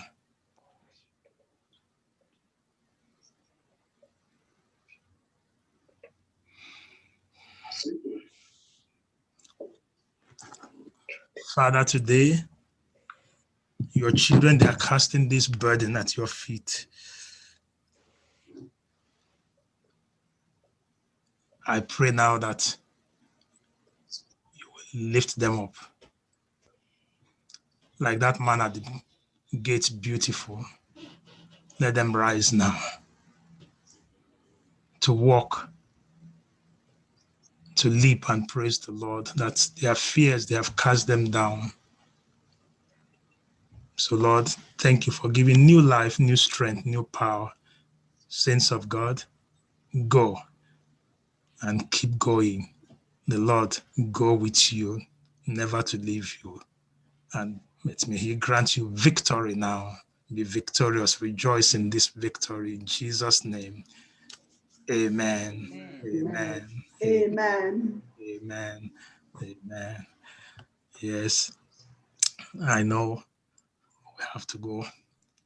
So we have to open the line and just reach out. I thank every woman. I thank every man. I thank everyone.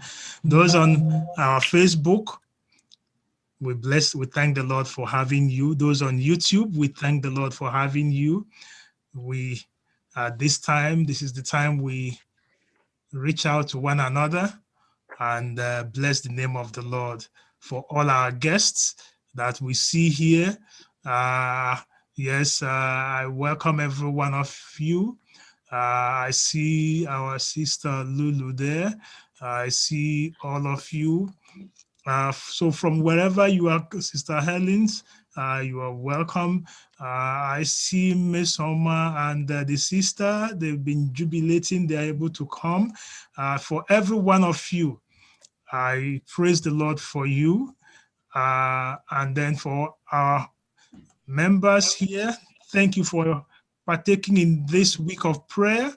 It has been a blessing. And Amaka, where is Jonelli? You know that I'm going to ask for Jonelli number 1. Where is Jonelli?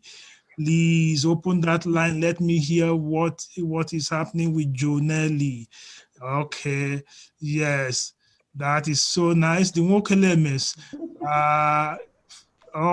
yes, all the way from Baltimore. Yeah, so nice to have you. I saw Daddy by your side there. Move that camera. Let's see him by your side. Yes, God bless you. Happy Sabbath. God bless you. Yes, to every one of us, Sister Alao, thank you. It has been a blessing to have you all week. We thank God, sir. Yes, we thank God for you. Yes, and each and every one of us.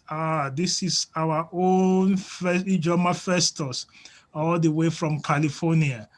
Ichi, how are you doing? Good to have you. Yes. Church. We have good, and we'll always rejoice with Naimeka to have you. Happy Sabbath. Happy Sabbath. He's now a home member. Okay, this is Happy Sabbath. This Jonelli. Jonelli, how are you? Jonelli, how? Oh, what happened? No, you want to bring a baby sister? Okay. Wow. Oh my goodness. God is great. And sister is God is wonderful. Jonelli, to God Goodness. be the glory. Yes, amen. Jonelli, you still have to sing for me, right? Yes. Yeah, you haven't forgotten, right? Okay, not today. Don't worry, not today. But I'm going to make a special one. Yes. So tell mommy. Mommy is always forgetting that you have to sing. That's on when she's asking. Oh, when? Okay, wait. Let me set a date, and I'll call mommy. Okay. I'm going to call mommy and give that date. Happy Sabbath, everybody. Happy Sabbath. Where is Daddy? Daddy, where is Daddy? He's around the corner here. Okay. All right. Push him to the side. All right. So I'm going to let everyone go. Just know we're so happy to have you. And we thank God. Remember, we are all meeting here 7 o'clock. Don't let our guests get here before us. So please, by 6:30, let's start logging on. And the Lord will bless each and every one of us. So on behalf of the women ministry leader, where is our women minister? women, where are Pastor, you? I am here. Sister Vicky. I am here, Pastor. Please, can you show your face? Please, Mr. Put the, that is the woman minister. Yes. What do you want to tell us? Yes, I am very happy and thankful to God for making this week and today to be a success. And I praise God for Dr. Mrs. Olaore. He has used mightily to bring himself glory this week. And I'm asking every woman, every man here, every child to go with power this week and reach the world. May God continually be with all of us. In Jesus' name. Amen. Amen. Sister Lee, can you pray for us so we can go and eat our, yes, go ahead, ma. Our kind and gracious Father, thank you for who you are. We praise you because you have been with us. We praise you because of the ultimate sacrifice you paid for our sins. We praise you, Father, because you are there just for us to claim your righteousness. You said we will be righteous because we cannot be saved by our own righteousness or works of our hands. Father, as we go, as we live this afternoon, we are not living from you. Father, you know, we are going different ways, but we know that you are with us. May your Holy Spirit continue to guide and direct us. Father, our sister has spent so much energy. Father, so much has gone out from her. Please rejuvenate her. Please continue to empower her. Continue to use her to reach the people that she needs to reach. We are the unreachables one by one. Help us in our own little ways, Father, to reach out to people that need you.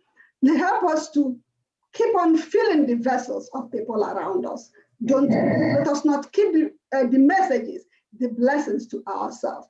Thank you for who you are. Thank you for blessing us. We praise you mightily. We praise you, our Lord Jehovah. In the name of Jesus, I've prayed. Amen. Amen. Amen. All right, open the line and greet one another. Amen. Yes, yes. Oh, is that the, that's the please put the photo there, please. Put the photo of Elder Nwogu back. Wow, that is the woman minister himself. Elder. Yes, sir. Wonderful job. Thank you. We need to know what you're doing to that woman that is making her bubble like this. I don't know who is doing what. Is it man or the woman? Both of you are bubbling. I don't. Okay. About the spirit. Oh, okay. Now we know. Let's keep looking good, sir. You're looking beautiful. Thank you. With that white hair. Huh? That's why. Not with the white hair. With the white hair. Not with the white hair. Abu wisdom. You don't get it just by a joke like that. It's not a joke. So much. Yes. Take off the It's white not hair. in the market. Are you sure? Onyame is right. You put spotlighting my brother. All right. So please open the line and let us greet one another. God bless us all. Happy Sabbath, everyone. Happy Sabbath. Happy Sabbath, everybody. Happy Sabbath. Sister Rose, happy Sabbath. Happy Sabbath to God bless you. Sister Dima, hi, the young choir, happy Sabbath. Queen, how are you? Happy Sabbath. Happy Sabbath.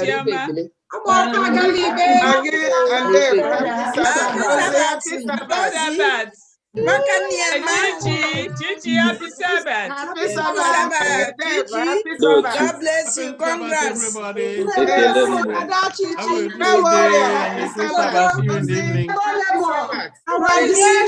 You have food in there. Where's Mrs. You have happy Sabbath. Sister Bobo, everybody, happy Sabbath. God has done it. Yes. Hello. Thank you, good job. Thank you. Happy Thank God. Sabbath. God. We have a strong team. Yes. Happy Sabbath. Only Beke. Happy All of Sabbath. you. Happy Sabbath. Good job. Thank you, ma'am. Make a happy Sabbath. Maggie, happy Sabbath. Happy Sabbath. Thank you, everyone. Happy Sabbath. Only got a by 7. Thank you for wearing purple. Thank you. I'm supporting you. All right. Bye now. One Jana, Happy Sabbath.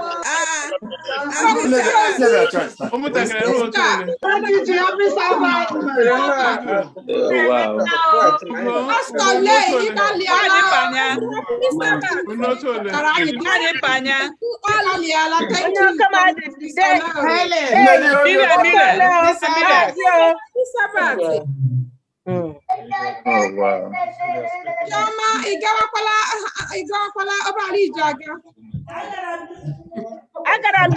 Dubai, namla Dubai.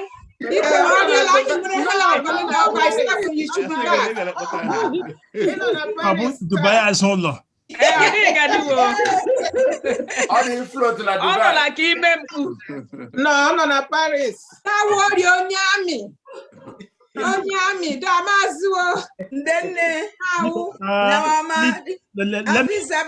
Everyone, I need to spotlight. I like that your name. That your special name. You know it.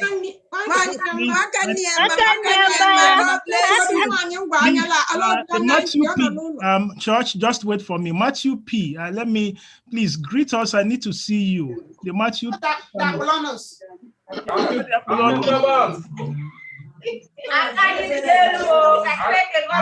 Okay. Now I know because I've just been looking at the Matthew P and I'm just okay. The whole family is Rezunga. All the way from Canada. Just know that every Sabbath we see you open their day. Yes. And the Lord bless you. Yes. Branch la Canada. Yes. Okay. Thank you. Let's go ahead. So we just bless the Lord for everyone. Yes. And yes, we need to also recognize the all hearers. The one from very yes. No. The all hearers. No. Where are you? No. We can't hear you. Rose had greeted us before. No, it's the all hearers. They're only just. I know we're far away from the mic. Okay. I know we're far away from the mic. Our eyes that we may see them. Yes, they were one. Oh, the too far. They are closer. Oh, okay. That one more. But you will spot them. Find them. Not to find them. That one.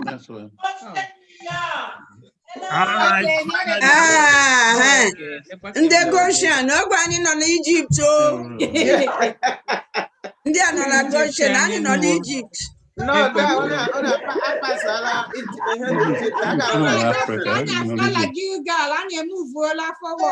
Yes, Anya plala Gilgal, Anya Ganala Betel. But today, we don't want to say.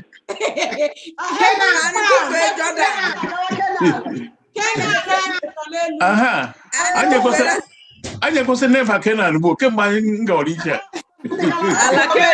Already. I'm waiting on you guys.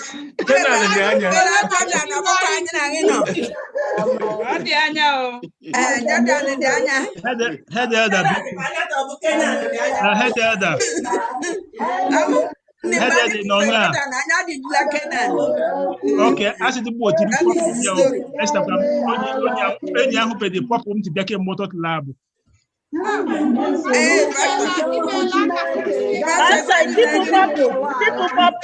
Abu ya mukena. Blue.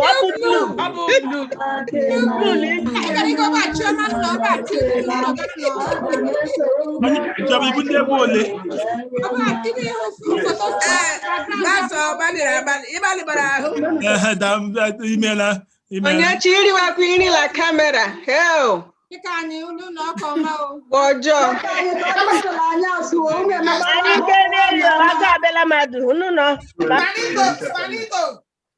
Onye chiri wa kwiri. Iri wa. Church anya so the pata. Onye Igbo ta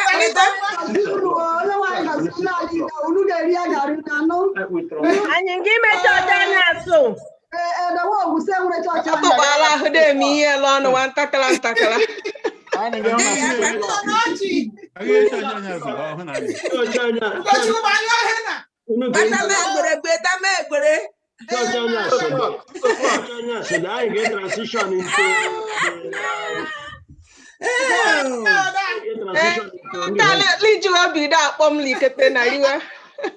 I get transition into songs, service of songs. Church anya Sunday. Unu be assign be there ngwa so that by. That's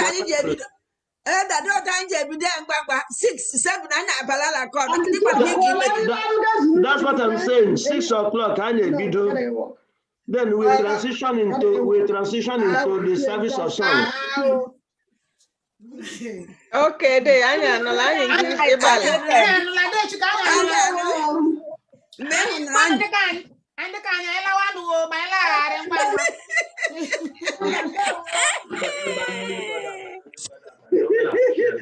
Okay, see you later. Onye olaje kwano. Onye olaje church.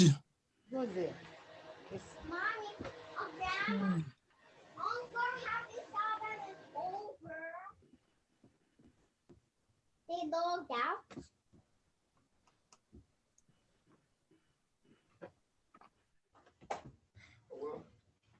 Happy Sabbath is over.